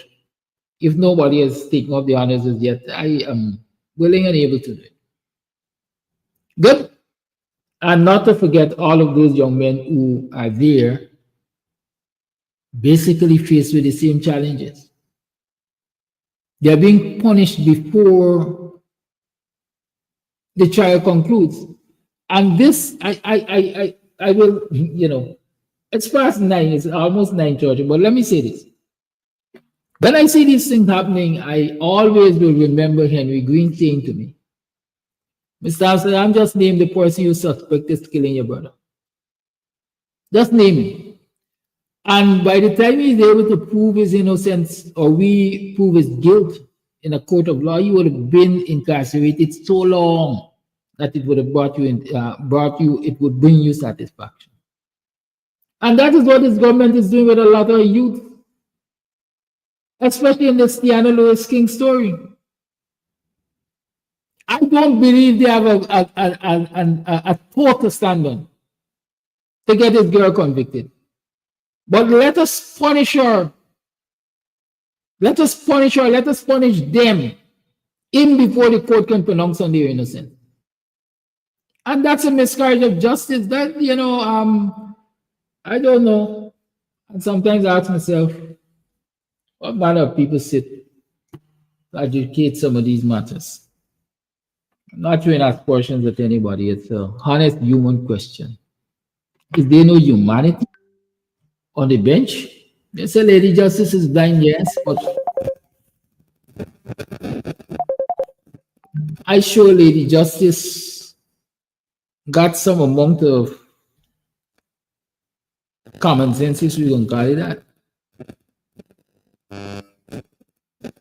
If I'm a representative of the law, an officer of the court, I have all this experience. I can't look at a charge like that and the factual information and determine why these people fishing, they're clutching at straw.